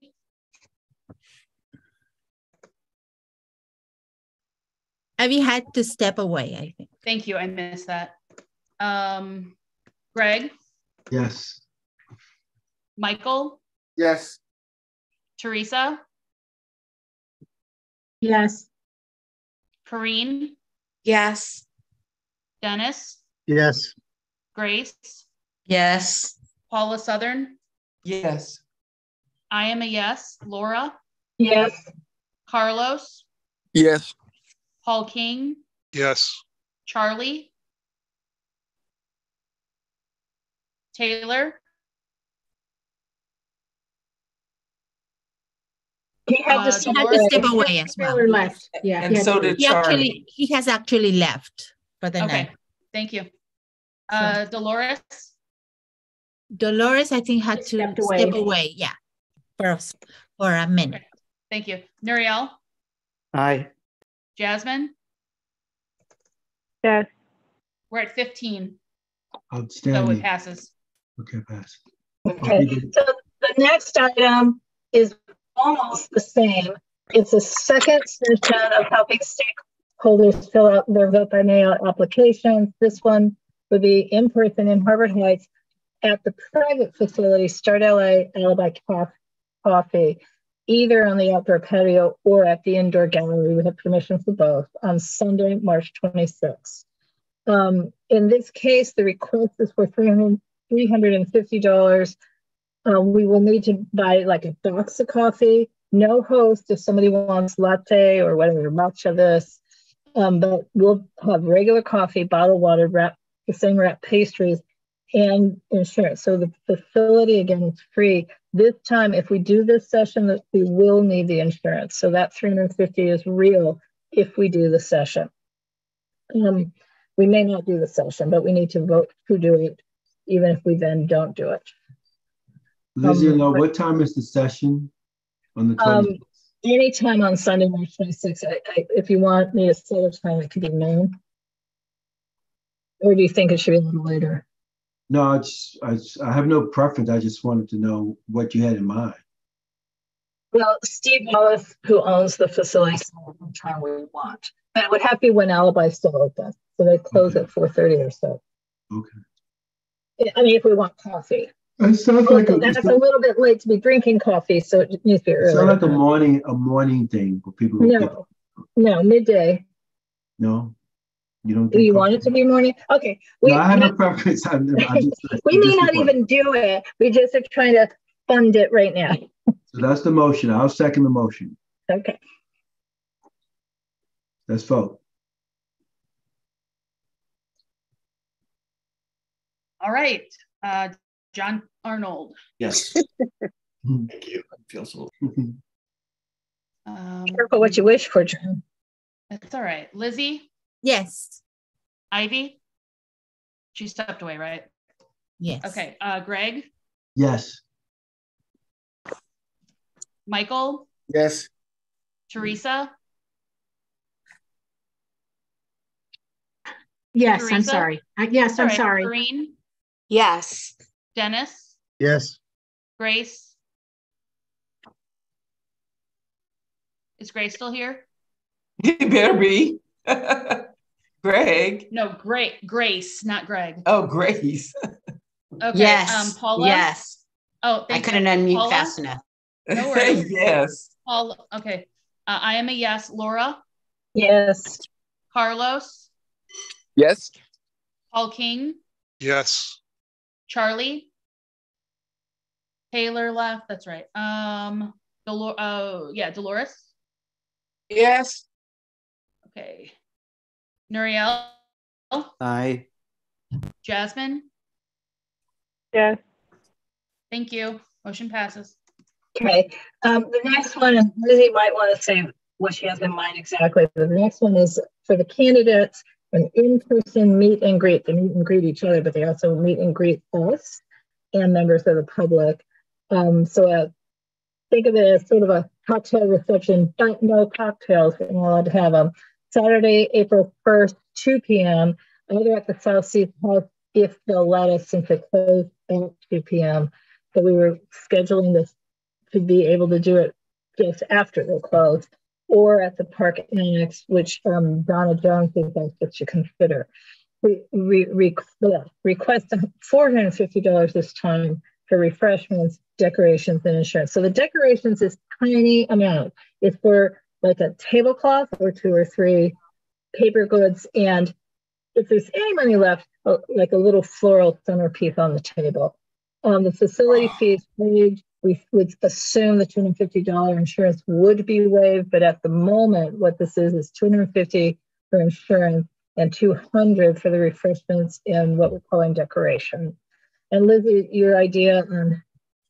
Yes, so this would be just basically an informal, an opportunity for the candidates to meet, themselves, to meet each other, and have the community come ask questions. But this would be besides the other event that we would like to have, which is the virtual candidate forum, as we did the last time. But this one, because we are allowing in-person meetings, that would be this would be the chance to do it. Teresa? Thank you, Lizzie. How many candidates do we have? Or how many candidate applications have you received so far? That is coming up in my report.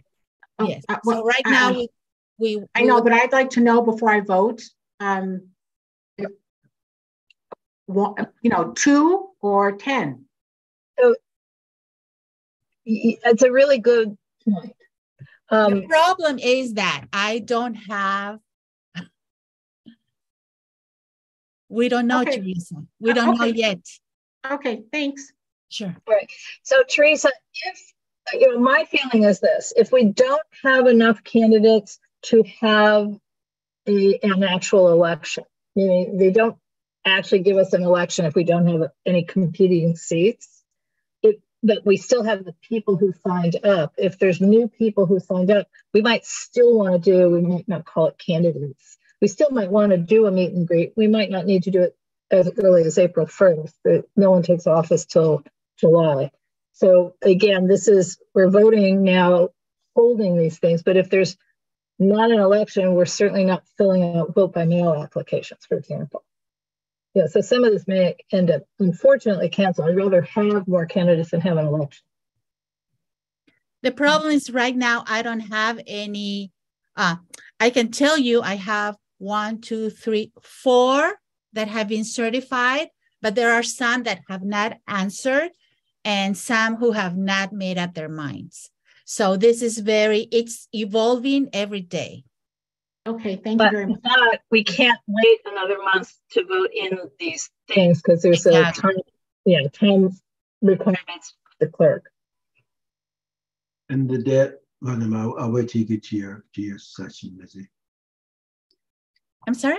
Their hand up. I was gonna make a comment about the election, but I'll wait till you get to your session. Sure. Sarah has her hand up. I don't know if it matters. It's going to be a really heavy travel time for people. Like I already know I can't make the event on April 1st. So I don't know if that matters, but it's just such a tough time. But yeah, that's the only thing. I mean, we're at so close already. I know 2 months is a long time, but it's really not. Mm-hmm. Again, these dates are not set in stone. Yeah, the date can adjust, but the following week is Easter, correct? So it makes it very difficult. Yes. Greg. Again, I just want to stress that we're doing these things as placeholders and funding holders. And again, as has been stated, if there isn't a competitive election, then many of these things will be canceled and we'll save some. We give money to. We'll certainly know by the next, before the next board meeting, but by the next board meeting, if this money's back in the hopper. Yes. So we have one additional funding request before us. We just haven't voted. Yeah, we're still on the in-person meet and greet. So who seconded 3? I don't know. I will second. Who first did? You did. I move? I move. and just for future, I think if we're going to be, I'm rusty on my parliamentary procedure, but I think we cannot even discuss technically until we have a second. So in the future, we probably need to think about that, but I don't know. All right, let's. All right, well, I think Laura moved and Greg seconded, is that right? That's correct. Yep. John Arnold? Yes. Lizzie? Yes. Greg? Yes. Michael? Yes. Teresa? Yes. Karine? Yes. Dennis? Yes. Grace? Yes. Paula? Yes. I am a yes. Laura? Yes. Carlos? Yes. Paul King? Yes. Taylor? He left. Oh, sorry, that's right. I'm sorry. Dolores? Yes. Nuriel? Aye. Jasmine? Yes. Motion passes. Okay, can we jump to number 6 since that's simple and then come right back to number 5? That's okay. Sure. Okay, so number whatever it is 6, election day polling place support. We merged 2 things here. We are requesting one banner, it's $100 for that basically says Unnc and then vote here or something like that. So delineating where the polling place is, and refreshment for the polling place volunteers and the poll workers. We do not need insurance. It's at the Washington Irving Library. The poll workers, whether they're volunteered or paid, we're not going to differentiate, will be there 6 hours. They need to be able to have some refreshments. So I move that we spend up to $250 for election day polling place support. I will second it. Ethan's hand is up. Thank you. I'm following Sarah. Now that we have a first and a second, I think I can ask a question. Can I get some more information on this banner? Well, at the moment, we're planning to have an Earth Day Festival on 12th Avenue and voting in the community room at the. I know, I just want information on the banner. What type of material? Did you get an estimate? Are you using Office Print Depot? Is it paper? Yeah. Lizzie did talk to Print Depot and where'd she go? Is she still here? Hello? Yeah, the $100 is what Print Depot told you is the cost of sort of standard little banner, right?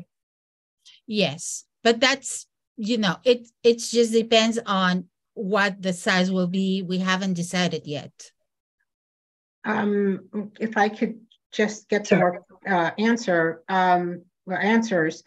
We don't know what size, we don't know what material, we don't know what type of stand. Yes. The material will be the same as the one that you had made for the 20th anniversary.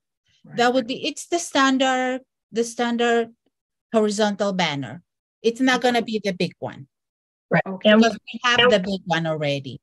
But this one will be so that we can guide the candidates to the polling place. As you will see, we're going to have on the other one wayfinding signage to the Earth Day. So Gabby has designed a banner where the right-hand side words are editable. So we could use that design, meaning we don't have to go find another design. And I mean, it might be $95, it might be $102, but this is, within that spectrum. And then we were thinking basically 15 volunteers and full workers and maximum $10 a piece per lot. I mean, in this case, we're buying and the stand that will hold the banner. Yeah. Do we own one? No. This is a hanging banner. And where are you going to hang it? From where will it be hung? By the door. I don't want to take any more time but I don't understand this. But okay, thank you. Sure. I see Dolores has her hand. Yes, Dolores. I'm trying to unmute. I don't see the point of a vote here banner. It seemed like to me we should spend the majority of our money on outreach about the election as opposed to spending money on a banner that just says vote here. Okay. We have other money for the outreach. You're not wrong. We're just anticipating confusion of two locations. But it's also possible when the clerk finally tells us what they're doing that they're going to have a vote here for me, then we won't need it. But right now we're doing holding. We need to start vote we just need to allocate the funds that were allocated, I guess. I don't care if the board's desire is to not have this banning. Because I mean, it's not the most important factor of tonight's agenda. We're just following what has been done in the past with in-person voting. So, for example, the last time, and we are not doing anything that hasn't been done before. And we understand if the board, this is a decision that the board needs to make. If you prefer not to have a banner, we will not have a banner. But at the same time, we want to make it easier for voters to head to the polling place.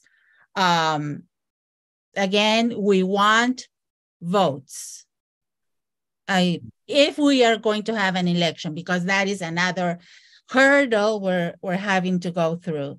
So when we had, and I've been part of the committee at least 3 or 4 times of the elections committee in the past. And we always had some type of banner guiding the voters to the polling place. This is not, it's not in the with intention of spending more money. It's something that we've done, but we understand it's up to the board. This is a decision that the board will make. Thank you. You have several hands up, Ms. Paula. Yes, Paula. Yes, hello there. I just wanted to say when I ran, I was concerned about that because the polling place was to enter through Manhattan through the parking lot to get to Herb Wesson's office. And I and my family, I brought a folding chair and I made a sign that said vote here with an arrow pointing. So I just personally did that so people could find where to vote because it was not an easy place to find. And many people don't know about UNNC, so they don't even understand what kind of election is this. So that was another good reason for standing on the being on the corner, explaining what it was that we were doing. But I feel like there should be some kind of sign to say vote here, UNNC or something. Thank you. Yeah, thank you, Mr. President. Thank you, Lizzie, and everybody. I think I'm just a comment on, I think our elections committee is clearly experienced and has thought about this and are bringing us the proposal. And I think it's okay for us to trust their judgment on it and to give them the space to do this. I think in general, we don't need to in our governing council meetings relitigate every decision that our committees are making. I think our committees are doing a really good job thinking about these pretty deeply. So I just as a statement of support, I think that this is a totally fine thing to do. And I think is a pretty simple thing that we're being told comes up year after year. So we should invest in a solution. Thank you, Maria. Tori. Yes. You mentioned that this is nothing new, that you're doing the same thing you've done in the past. We don't have one of those vote here signs. And I thought we had one big blue one. No, because the one before, I think, well, sorry, you know what happened to all the stuff that was on Washington, right? Right. Yeah, I can imagine. Everything's gone.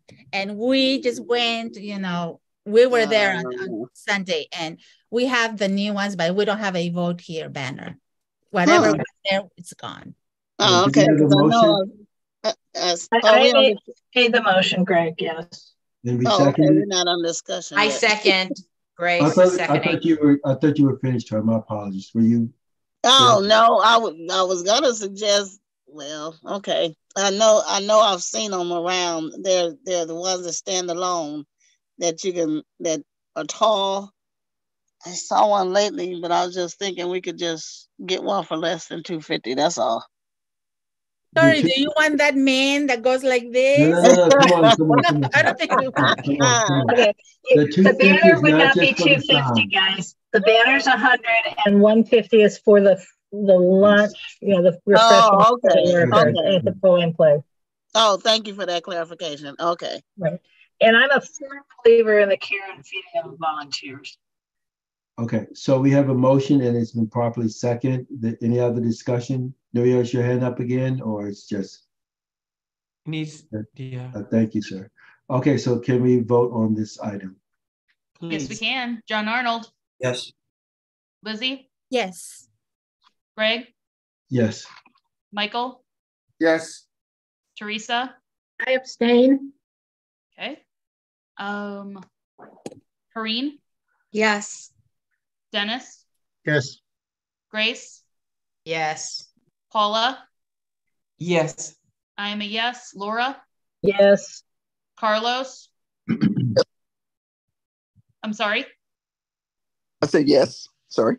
Thank you. Paul. Yes. Charlie.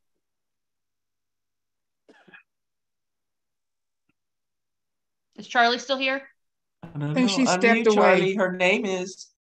Okay. She Dolores. said she had to step away. Thank you. Oh, right.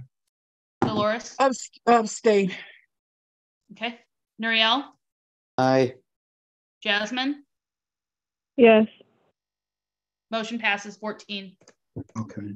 The next item, thank you. So now I'm returning back to the Earth Day Festival. I'm sorry. You had item 4, which was virtual candidate forum, and then you had approval dates. Oh, I'm sorry. Virtual candidate forum does not require funding. It's just our other event, and it does require a BAC that You're we have just to show. using the previous Facebook boost monies for that, We correct? still have money. Okay, good. All right, so Right. next is number 5. So should we, well, Greg, here's my question, because I'm being a bureaucrat, and I forgot to be a bureaucrat. We do need a BAC for the virtual candidates forum, and it's only a BAC to hold it. There is no actual funding involved. But I move that we have a virtual candidates forum on Tuesday, April 4th at 7 p.m. on Zoom. Seconded. Okay. We should Discussion? call. Any discussion? Okay, let's vote. Okay, John Arnold. Yes. Sorry, my system is lagging.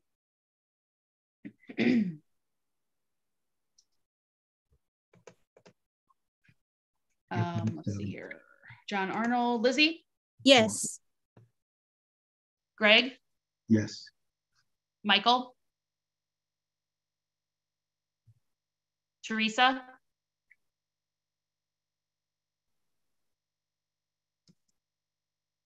Hello? Am I frozen now? I'm sorry. No, you're not. Okay, we can hear you fine. Teresa's frozen. Okay, sorry. Kareen? Yes. Dennis? Yes. Grace? Yes. Paula? Yes. I am a yes. Laura? Yes. Carlos? Yes. Paul King? Yes. Charlie? She's still out. All right. Dolores? Yes. Nuriel? Aye. Jasmine? Yes. Motion passes 14. Okay. So the last one is this Earth Day Festival. It's on Election Day, but it's also on the 50th anniversary of Earth Day, April 22nd. So this is an Earth Day Festival with a subtitle of sustainability and resilience. The environmental committee is stepping up and working on this with getting our community partners, including the Garden School Foundation, Council District 10, and we're working on others to join us at this. At the moment, assuming we have an election, it's to be on 12th Avenue and Washington Boulevard between Washington and 18th Street in terms of the street closure, but we won't take that whole space. I've been working with Danielle Miro. She was not able to work fine-tune this with me this week. She's had a concussion and she's not well, so we'll have to fine-tune this. I'm hoping the money, or portion of it, goes down further. But you see the total on the agenda. I'm actually looking at another screen, Greg, so I don't know if you have the agenda up or not. I can show it, yes. So that you can, so everyone can see the total. And but I will speak through the details. So we've requested rentals from Council District 10, but just in case they don't come through, that would be about $600. That includes tables, chairs, tents, and one porta potty. We are likely going to need to pay for the one porta potty either way because CD10 will only rent one. And I feel like maybe two at minimum would be a good idea. So that's $600 at the moment for rentals. Signage and decoration. So there's wayfinding signage, meaning Earth Day this way, moving that way, and the other thing that we've been talking about is signage regarding electioneering, because you can't electioneer within 100 feet of a polling place. The 12th Avenue is 277 feet away from our polling place, but we still need some signage about that. So we have signage, including all of that, 250, that's probably high. Banner for the Earth Day event, this is separate from the other banner we just discussed, $100. Royal blue plastic tablecloths for all of those tables, $40. and balloons pre-filled with helium, orange and blue, and delivered is $100 from Party City. It's 97 something the last time I checked, but these prices are changing. It will require insurance, $250, and the big issue is the refreshment. At the last festival in that same location, when the park was opened, Council District 10 hired Johnny Green to cook a lot of food for the visitors, and it cost almost $3,000. We can't do that. So we budgeted to not exceed $1,500. It probably therefore won't be the most convenient, which would be Johnny Green, who owns the cafe next block east. But and then further complicating it is originally we had said hot dogs, chips, beverage, which can be inexpensive. The environmental committee requests vegetarian and vegan options. So this is still a work in progress. We have discussed with Danielle how can you get the council office to just pay for all the food, which would be my preference. But at the moment, we've got $1,500 in the budget and then a contingency of $500. So that's a lot of money. We hope we don't need to spend all of it. $3,340, I think, is what I came up with. And I see Greg's hand is up. But before I start looking back at the screen, if the election is canceled, the question would be, is there a better location, i.e. what Teresa and Donna were originally thinking and others, to have this kind of festival, but in the park? And so, it won't necessarily change these costs, but the location we've identified is more visible, but maybe less sustainable. So we know, this is at the moment about having a choose for election day. So, people might be coming to the festival and they'll go vote, or they'll come to vote, but they'll go to the festival. And then Greg's hand is up. I thank you, Laura. I have two concerns. One is for the treasurer. Is one, where does the treasurer see these funds coming from? Because we budgeted them. Greg. No, I'm asking him. I'm asking him to tell us where he sees those funds coming from, because we don't have this in our plan. And then the other question for the environmental committee would be, I don't have a grasp of what we're doing on Earth Day. I mean, I know Earth Day I love. I mean, I worked in environmental management group and I love Earth Day, but I don't know what we're doing in celebration of Earth Day. So I don't know what I know what we're suggesting we buy, but I'm not sure what we're getting to celebrate Earth Day for $3,000. So I would like for Paul first to answer. Okay, so yeah, sure, certainly. Last month we voted to and approved to spend up to $5,000 for election-related expenses, including Earth Day, a combined event on Earth Day. And those $5,000 funds are made up of previously allocated funds for the election in the budget, and then some portion coming from the rollover funds, which totaled, was covered the 5,000. And at this point, we think we're probably not going to spend all of the 5,000, depending on how the insurance falls. But so we have sufficient funds for this. Thank you. I appreciate that. Okay, and then the other piece of it, Greg. So, like for example, the Garden School Foundation is going to have 2 or 3 tables, but they're going to be doing earthworm composting, which I think some of us think is gross, but the children will like. And I'm just saying, we are. Dennis, I think, is trying to have a mini fort training session. Is that correct? I don't think he heard me call him. Anyway, we're inviting the organization that is going to be most probably renting the commercial space at the Gramercy Apartments.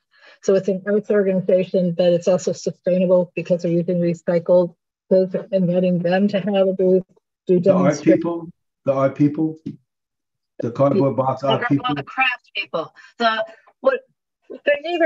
They're makers. The makers people. The cardboard, yes. The makers people, yes. The makers people. We're Nice inviting people. LA Compost to, in others, different members of the environmental committee are talking to different community, I'm just going to say community partners, but it's not fully planned. I mean, there's a lot of work to do. And I would say this, kind of taking a page from one of our predecessors, Denise Jackson, from some years ago. If you're voting yes, we hope that means you also mark this on your calendar to your fellow board members and plan to come and help. I mean, it's not just a sit here and really vote yes, but mark it on your calendar. But that's the kind of thing where you can see what we're trying to do is bring in sustainability and resilience type organizations to be there. We're also hoping, and again, I'm working with Danielle, to have a small tree giveaway with city plants. But it is Earth Day, and a lot of the city partners, as opposed to community partners, are going to be stretched thin going to a lot of different Earth Day events. So we don't, so if we do the funding, then our task really begins, and it's on the environmental committee's agenda next week to really, really start working hard on it. Thank you so much. That's what we want to do. Appreciate that. Okay, I have no further questions. Teresa has her hand up. But I'm going to follow Sarah's recommendation. Once we have a first and a second, I have a question. I move that I don't have it in front of me. I move that we approve the dollar amount that is on the, $3,340 for the combination of rentals, insurance, signage, and decoration, food and refreshments for visitors, plus a contingency fund.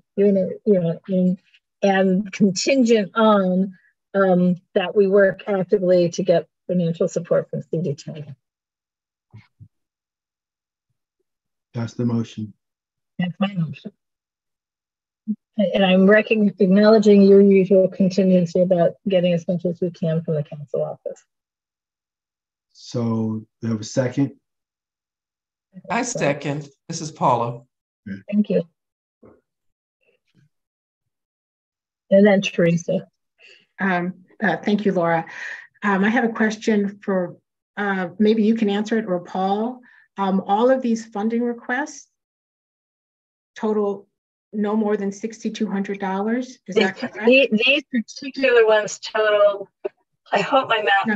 I understand that, but we've already temporarily allocated 5,000 and then another 1,200. I just want to make sure we're not exceeding. 4,600, including that contingency. Right. And Paul, we're not exceeding the $6,200 that outreach and elections have requested? So far, yes. Okay. And then also I'd like to reiterate my disappointment that this is not being held at our park, our beautiful Vinnie Potter Park, and that it's being tagged on next to the library on a street. I don't know why we would have Earth Day Festival not in a park. We could have used the South Seas House as a place to vote. It certainly meets all ADA compliance and the other necessary government regulations. So I just want to share my disappointment with that. Thank you. And Teresa, the clerk chose the location for the polling place, not us.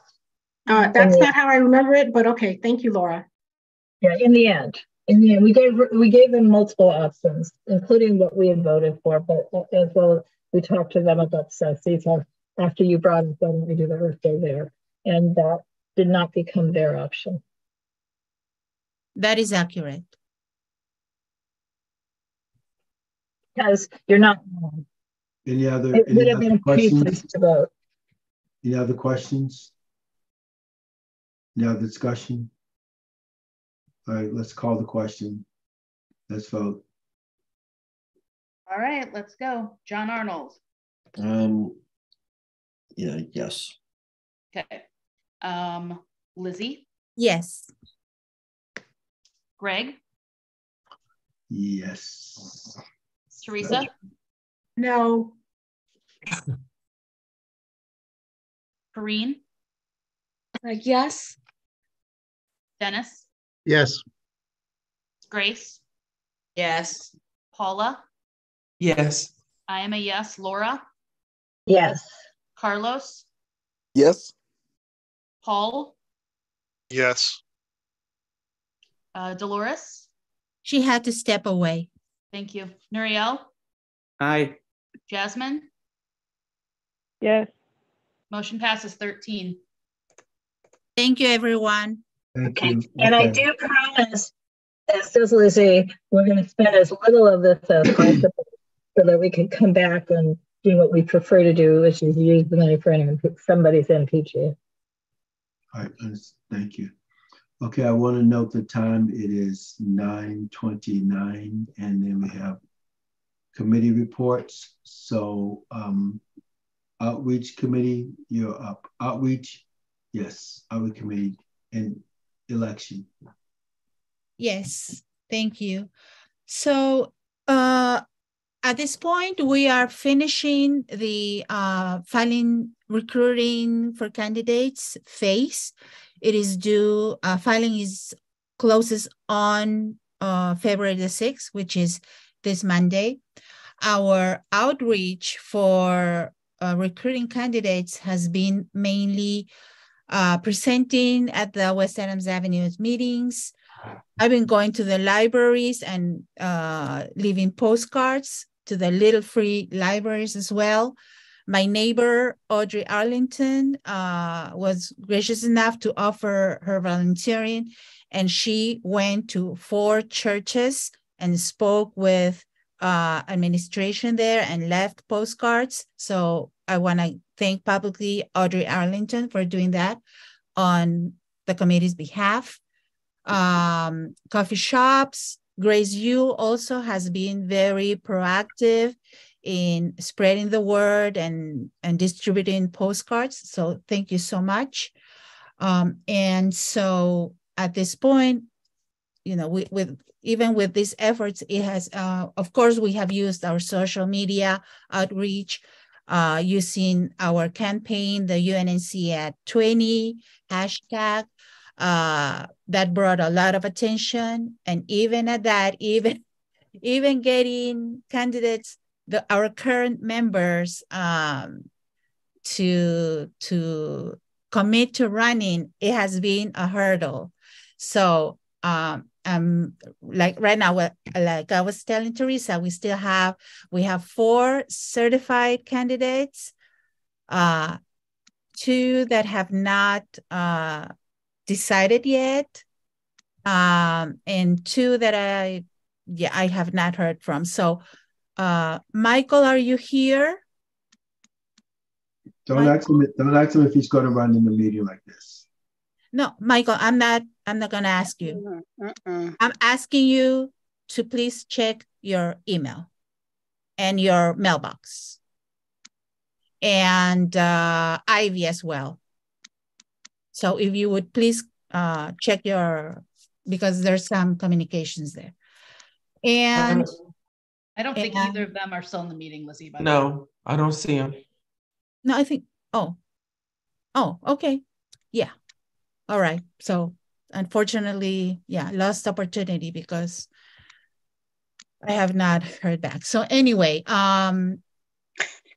after that, on February the 21st, I believe that's when they release the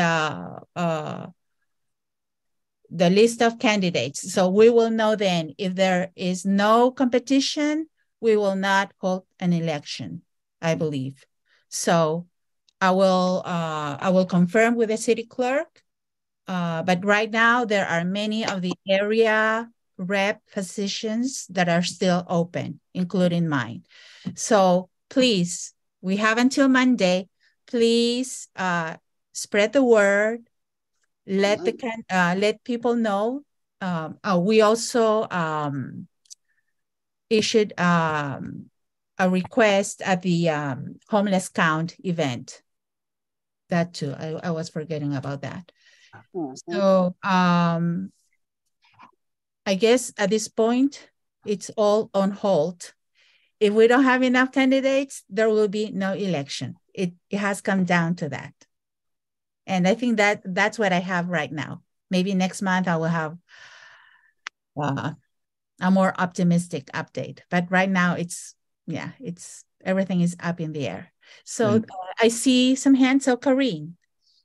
Yes, Lizzie, I guess I'm new to this. So what happens if there's not enough candidates and there's no election? What happens?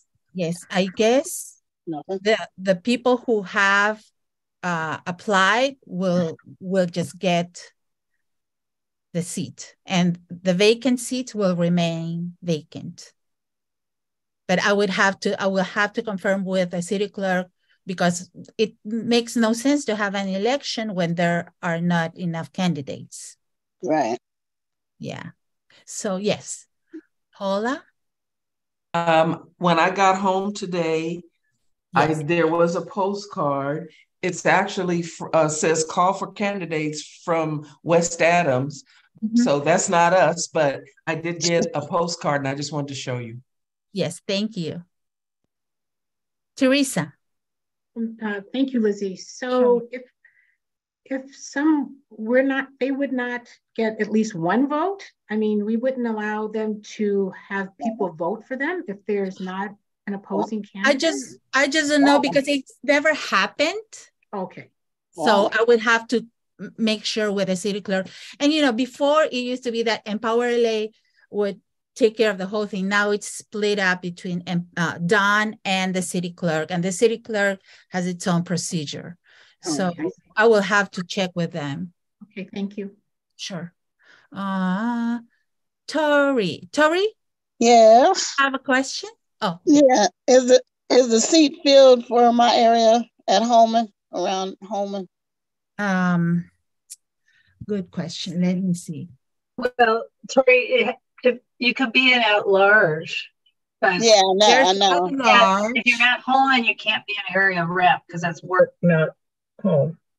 No, I know. Yeah.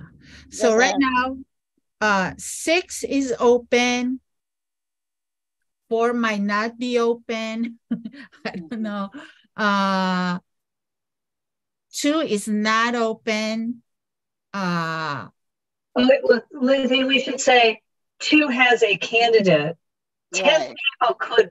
2 has a candidate. Yes, 2 has a candidate. But that means it's still open. 1 is vacant. Area 1 is vacant. 3, we don't know. I'm curious about that card that Paula has. Does it list the openings that they have over there at West Adams, Paula? I just want to see the difference in the layout and how we're strategizing with our marketing, because we still got to get out there and market it. It just says submit your application to become a West Adams Neighborhood Council Board member by 2/6. And that's this is from Empower LA. Okay. Okay, so we just got to really work on our marketing between now and the next election for sure, so people know what it is and how important it is. But I'll look into that area 6, because I'm area. Yeah, I'll call you later, Lizzie. Yes, thank you. Okay, Dolores. Yes. I don't know who asked the question about what happens if there's no election. I think that if there's no election, what we've done in the past, I believe, was that people that applied to run for certain positions, they could apply to be appointed to that vacant seat. Is that not right, Laura? Well, that's what I am wondering. I don't, because otherwise we don't have quorum on July 1st, meaning there will be 11 of these seats empty out, on the last day of June. And that's why there's an election. So what I don't know is if there's not enough candidates and there's no competition. Meaning there's two different things. We could have not enough candidates, but we could have two seats that are in competition, for example. Then there would be an election, but we don't have enough people. So like if there's two people running in area 1 and two people running in area 3, I'm just making this up, they would have to hold the election because there's a competition. Laura, Dolores's question was yes. the I know, I understood. So what I don't know is, assuming there's not enough people running and there's no competition, so they won't hold an election, do they declare, does the clerk itself declare in effect, a C-election? That's a different kind of election. And those people who ran are automatically on the board? Or does the current board, because we do have quorum, vote to appoint those people to the positions beginning July 1? And I really don't know the answer. The clerks. Let's not belabor speculate this. on right. it. There's no need to do that because that's just time. Right. And that is what happened in the past before, though. It has happened. Yes. So let's not speculate on it. But okay. Yes, what is common sense is that there should be a point, but we'll find out. Right. Okay, so let's move on. So what else do you have, Miss Lizzie? I think that's all. I know that you had some comments to make. Yeah, I just wanted to say that thank you for your work in this area. I know that you mentioned the 6th of February is when the window closes. So let's try to recruit our friends to fill out the form. I know I've recruited one person to fill it out. I will make sure I fill mine out before the 6th, my weekend homework. So thank you. Yes. Because it's like, oh, please. Okay. Yeah. But I might, depending upon, I might run for one of the open seats farther than my area, depending upon where people are at. Okay. So anyway, so can we move on to the next agenda item? Thank you. Thank you, Ms. Lizzie. Tori, you're up. Okay. 9:41. It'll be brief. Thank you again to all of you who came out and participated in the 2023 homeless count. That's the most UNC participation I've ever seen in the last 10 years, and I thought it was wonderful, and so we had a chance to really talk to different people at different times at the same time, by letting them know what we do and what we represent as far as a neighborhood council. And we did have some inquiries about it beyond, that evening.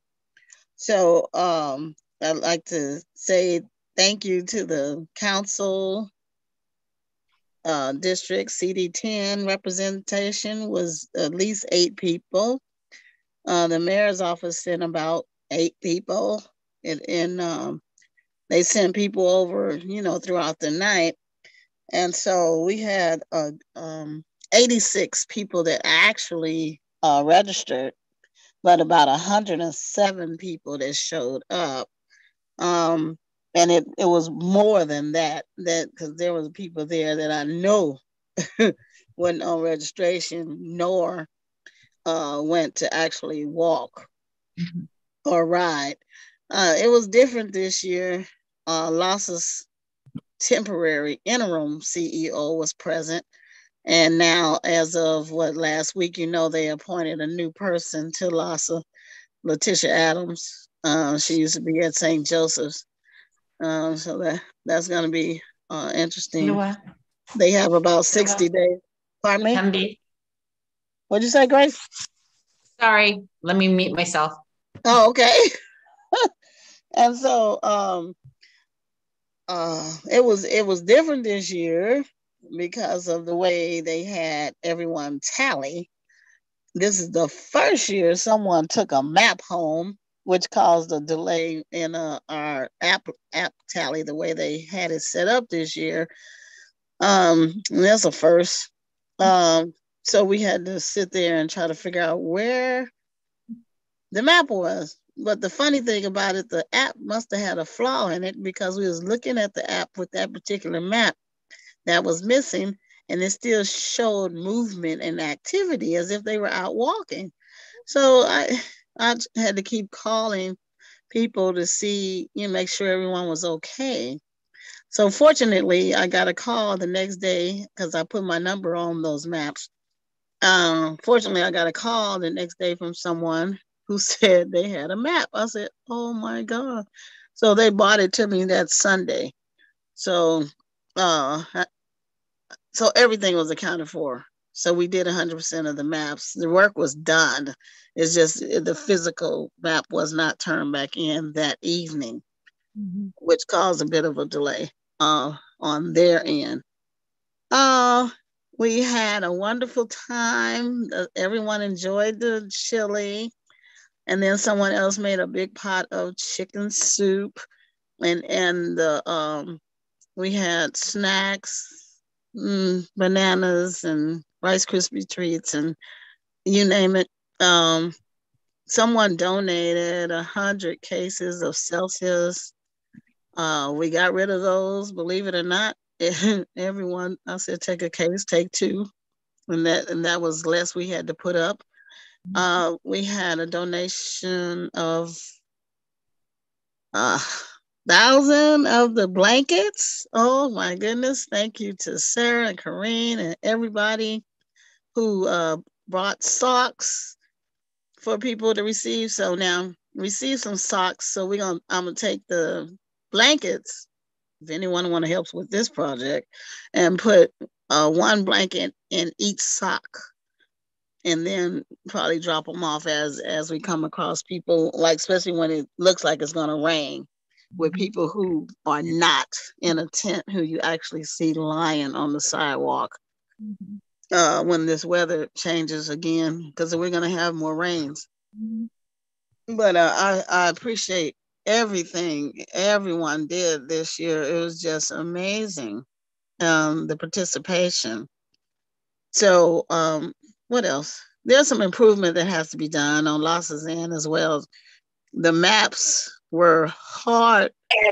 We had to actually look at each map before they went out to see what the streets were before they went out in the dark, and the words were, the line was drawn through the words, and so we just made sure we looked at it before they left, which caused a bit of a delay, but it was better safe than sorry in trying to navigate that in the dark. One suggestion that I'm going to propose to, or that we can propose as a neighborhood council, is that we do a count in the summer, like in June, like year end. And so we can see the difference, because right now people are in winter shelters. They are, somewhere at a relative's house, but in the summer, it'll be more people out. But I also want to propose another method for them to differentiate those who want to live inside and those who don't, so they can just expedite the process and help the ones who really want to move into their own place. So I'd like to thank you guys again. Are there any questions? Oh, I just wanted you to mention that our councilwoman, Heather Hutt, participated in the count as well, didn't she? Yeah, I said which council district. Well, they should. Yeah, okay. I got to say Heather in particular. Yes, she actually came out injured, and made that effort, and she spoke, and they helped with the heat lamps. Actually, the heat lamps we had, and thank God it wasn't that cold outside, and we had the lighting that was under the tent. It actually looked really nice, and so it seemed like it was more than 107. Well, it was more than 107 people there, but that's how many I actually had for the insurance part that we had formed for. Yes, Councilwoman Heather Hutt did show up and make an announcement or update. She gave a brief update of what was happening in our district. Thank you for that, Dolores. Lizzie? Yes, just wanted to say, Tori, kudos to you for, supervising and being our boss that night. Because it's such a huge task. Yeah. And you were there, coordinating us all. So thank you so much. You assigned me to this wonderful team, and because I have a previous incident Experience. before when I was younger, where I was attacked by a mentally unstable person. So I'm very hesitant to approach, people that I don't know, but I was assigned to a team and we were actually out there and talked to people, and every one of the person that we were asking them if we they would allow us to count them, and everybody was very receptive and very nice. And so it was really an eye-opening experience for me, because last year it was raining. With my brother and I were in the car. We couldn't really engage with our home unhoused neighbors. But this opportunity, this time we did. So thank you again, Charlie. Just wanted to You're welcome. I know about that, right? So I put you with someone who actually does outreach for a homeless organization, and one that does security. So you were in good hands with that team. And a lot of times when I give instruction, I say, do not engage, but they know how to engage. They know how to engage it was fearlessly. Pardon me? It was beautiful to see that. And I was able to also talk to them. So thank you.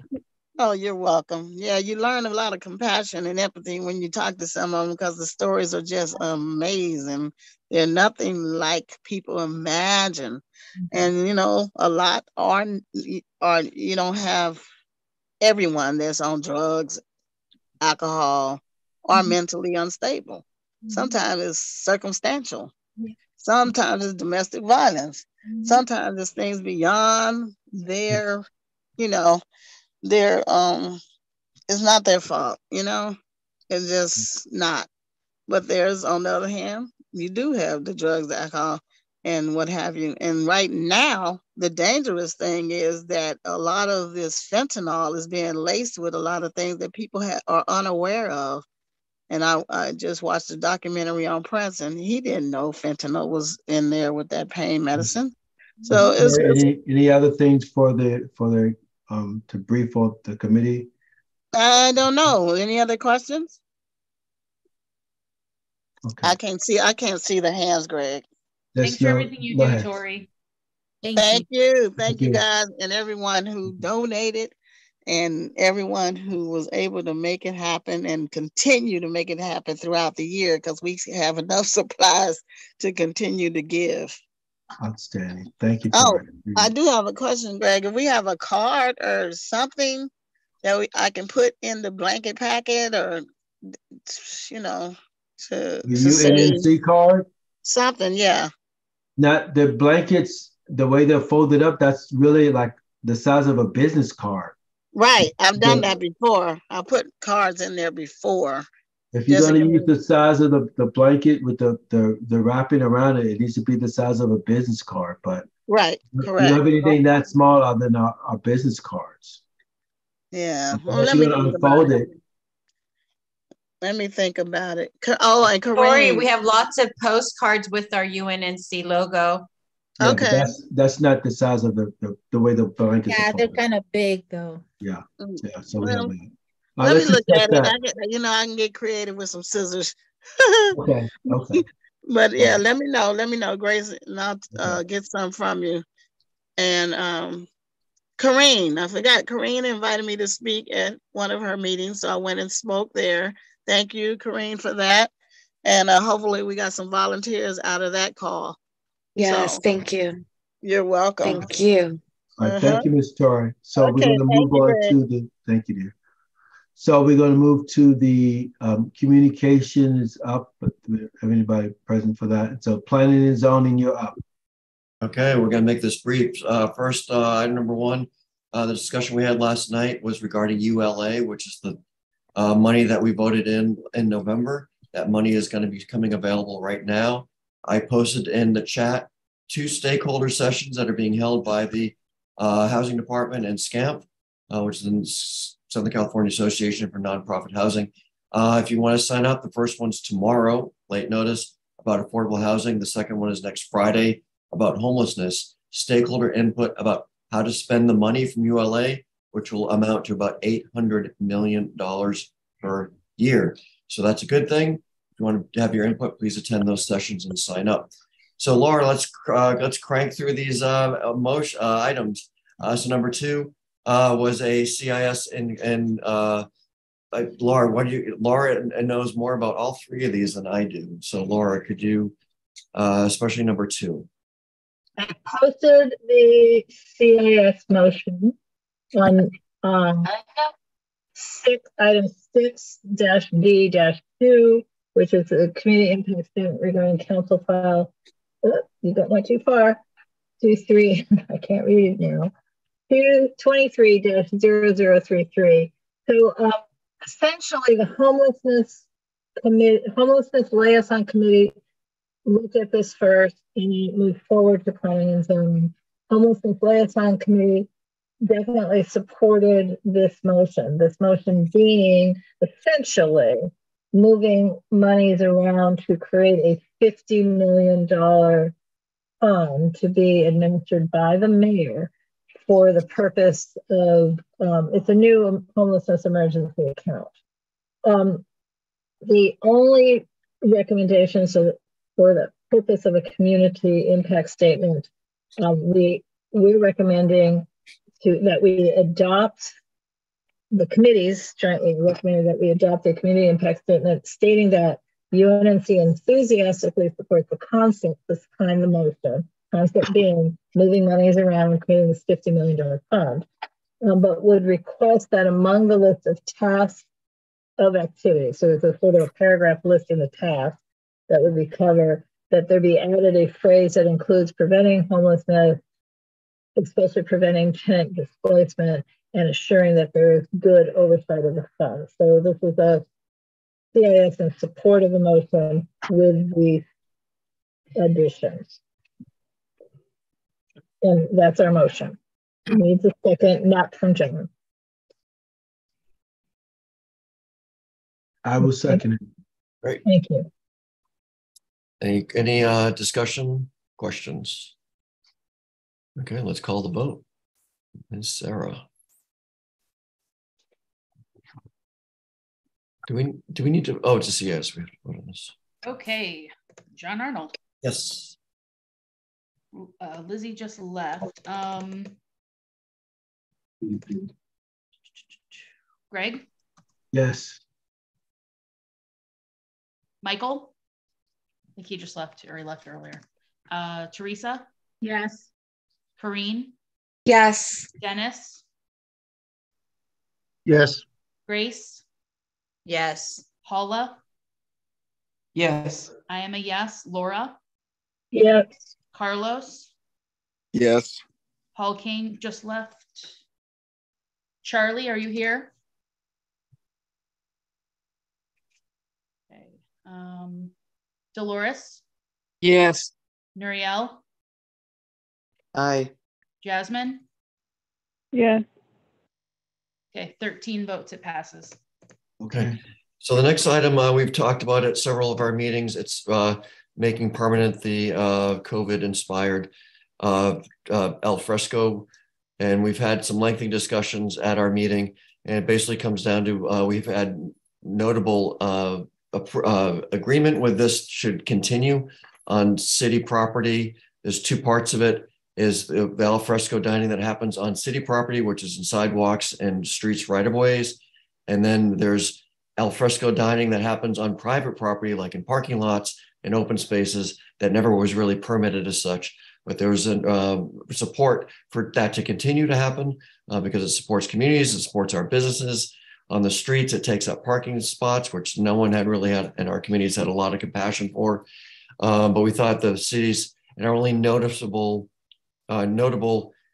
concern was that all the departments work together. So this is the planning department, Bureau of Engineering, transportation, all these departments that have to work together, and they seem to be working in their little bubbles right now, all defending their own territory. So we want to support the transition to permanent alfresco dining, but also make sure that the all the departments work together. Laura, what else was in there? There was concern. Well, I think that was a key thing, to work together in a cohesive way, because again, as you just said, that each department seems to have its own issues. Some other communities asked the question at the sort of public workshops about, will this new program be below or on top of specific plans? And the answer is, this will override specific plans. It doesn't really affect us, but it might affect, like Ventura Boulevard, they were concerned. So, but this is going to be a citywide ordinance to allow outdoor dining to continue with permanently, but there will still be applications that people have to complete. They can't just, restaurants can't just put their stuff out on the sidewalk. And it does not apply to like food trucks or mobile vendors. So this is only for brick and mortar restaurants to move some of the brick and mortar outside into the fresh air. We also made a concern not to affect positive things that are in the right of way, such as tree wells, trees. Make sure Isoclass, actually. There's no deficit happening because of it.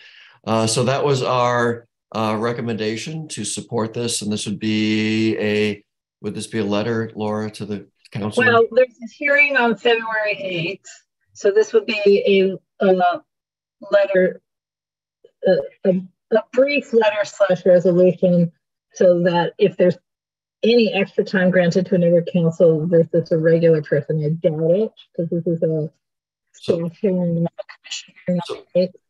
So it allows us to present our position. So that's our recommendation with the list of concerns that we had, or the things to consider. And that's our motion from the Planning and Zoning Committee. Yeah, so I'll read the motion because I posted in the chat that UNNC is generally supportive of expanding the opportunity for restaurants to occupy both private and public land. We believe it's imperative that the departments work together to have a cohesive program. And that's the whole motion. Great. Thanks for writing those up, Laura. Tori. Oh, I was just gonna wait. Okay. I move. Oh, was there a second? Oh, thank you. Tori? I was just gonna ask, when it's submitted, will it go in as from Planning and Zoning and with a collaboration of Unhoused or Homelessness Liaison Committee? I think the letter can reflect that both committees met on this item. Well, the other item, not on this one. Yeah, the last item. The CIS will reflect on the homelessness fund that both committees considered it. This one is only considered by Planning and Zoning. Okay, that's fine. So it will, as long as it's reflective. Mm-hmm. Okay. Thank you. Sarah? It may just help your case. I don't know if anybody's brought up the fact that when it has not been properly zoned for, it impedes wheelchairs and other items, for ADA compliance. So it might be a way to kind of make the point. Okay, I'm happy to add concerns about accessibility. Accessibility is a hot topic in the city always. So, but I think just adding that and making sure they remember it, I think is a good thing to add. So I would take that as an addition to our. Yes, I agree to the motion. Do you accept that, Teresa? I accept. Yes, I do. Thank you. Okay, any other discussion or questions? Hearing none, Ms. Sarah. All right, John Arnold. Yes. Let's see where we are. Let's see. Greg? Yes. Teresa? Yes. Corrine? Abstain. Dennis? Yes. Grace? Yes. Paula? Yes. I am a yes. Laura? Yes. Carlos, Yes. Dolores, Yes. Nuriel, Aye. Jasmine. Yes. We only got 12 on that one because we don't have enough people who said yes. But we had a quorum to vote though, so We did. Just letting you know. Thank you. Okay. Great. So now item number 4, Laura, if you could briefly describe what this is. I don't think there's any. Yes, we've already voted on this.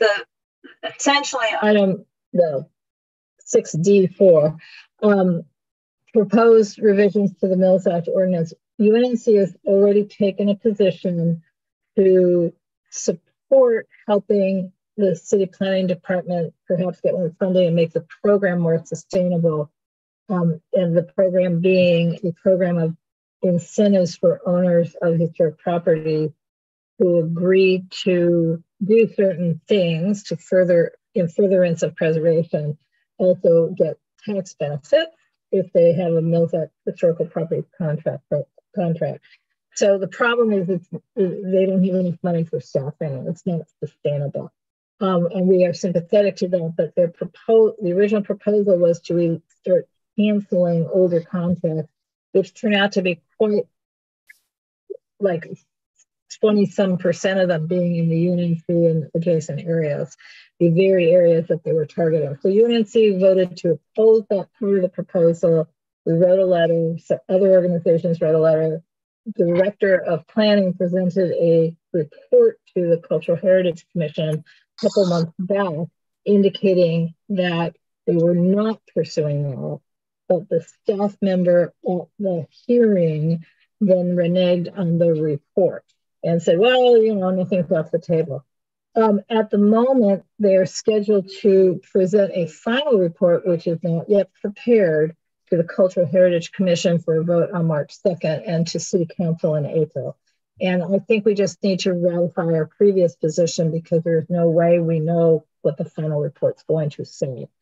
And unfortunately, we will not meet again before the Cultural Heritage Commission. So if the final report says, yeah, everything's, we're not canceling any contracts, we're doing something different, so the council's giving us money, we can just clap our hands and say yay. But in case we need to file a resolution so we can speak at the Cultural Heritage Commission, we need to ratify our position.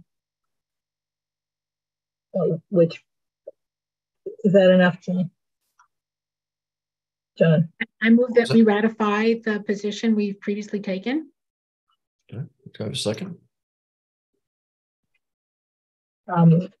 It shouldn't come from the committee, it should come from somebody else. Okay, I second this, Paula. Okay, any questions, discussion? Nuriel has his hand up. Nuriel. Yeah, just to make sure I'm understanding, because the mic was still cutting out a little bit. So is the final report has not yet been issued, but we're going to ratify our prior commentary on a prior draft because there's not enough time for us to respond to the final draft. Well, can you look at it a different way? Yeah, sure. The staff scheduled a public hearing at the Cultural Heritage Commission before finishing their report. They would never let an applicant finish their application after a hearing has been scheduled. So the rules are not meant for them. So we cannot vote on a report they didn't finish, but they did schedule it. So that's well, we're out of time because of when we meet. If we have we don't need to have a special governing board meeting in the middle of February just for this item. It's not important enough. Understood. Sounds like overall just some due process concerns. Yeah, and again, the reason it's of concern is that the recommendation is to cancel contracts in the very neighborhoods, i.e. ours, that they're then targeting to add new contracts. So it just seems, what is that word? It doesn't make sense.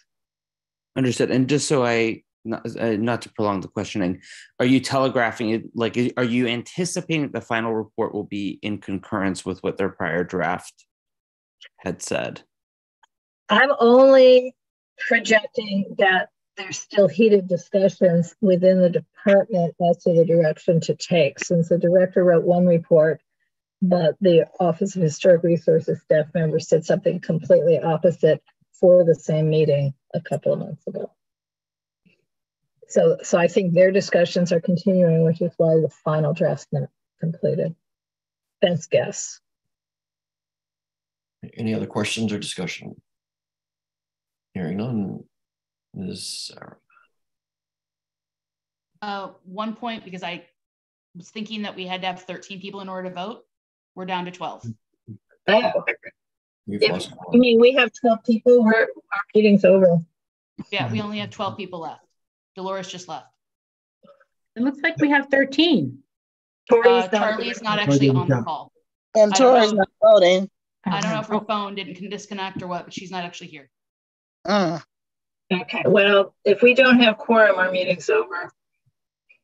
Exactly. Yeah. Charlie, sound check, Charlie. Yeah. Who's number 63? I think that's Carlos. That's Carlos. That's Carlos. It's Carlos. Oh, Carlos. Yeah, sorry, guys. You're good. Okay. Yeah, he's good, but we only have 12. We just can't do it. Yeah, Charlie hasn't come back. Can someone text her? I mean, does anyone have her number? Or call her? I don't have it. I do. Or Dolores could come back for 4 minutes. But she didn't. She's out of town. She's not. Oh, she's done. And Charlie. You got more than we're okay. We'll just say we took a position months ago. 2, 3, 4, 5. We're good. I mean, we're good in the sense that no, I'm not going to text Charlie because I had a conversation about her schedule earlier. So no, so we don't have a quorum, and so without a formal adjournment, the meeting is.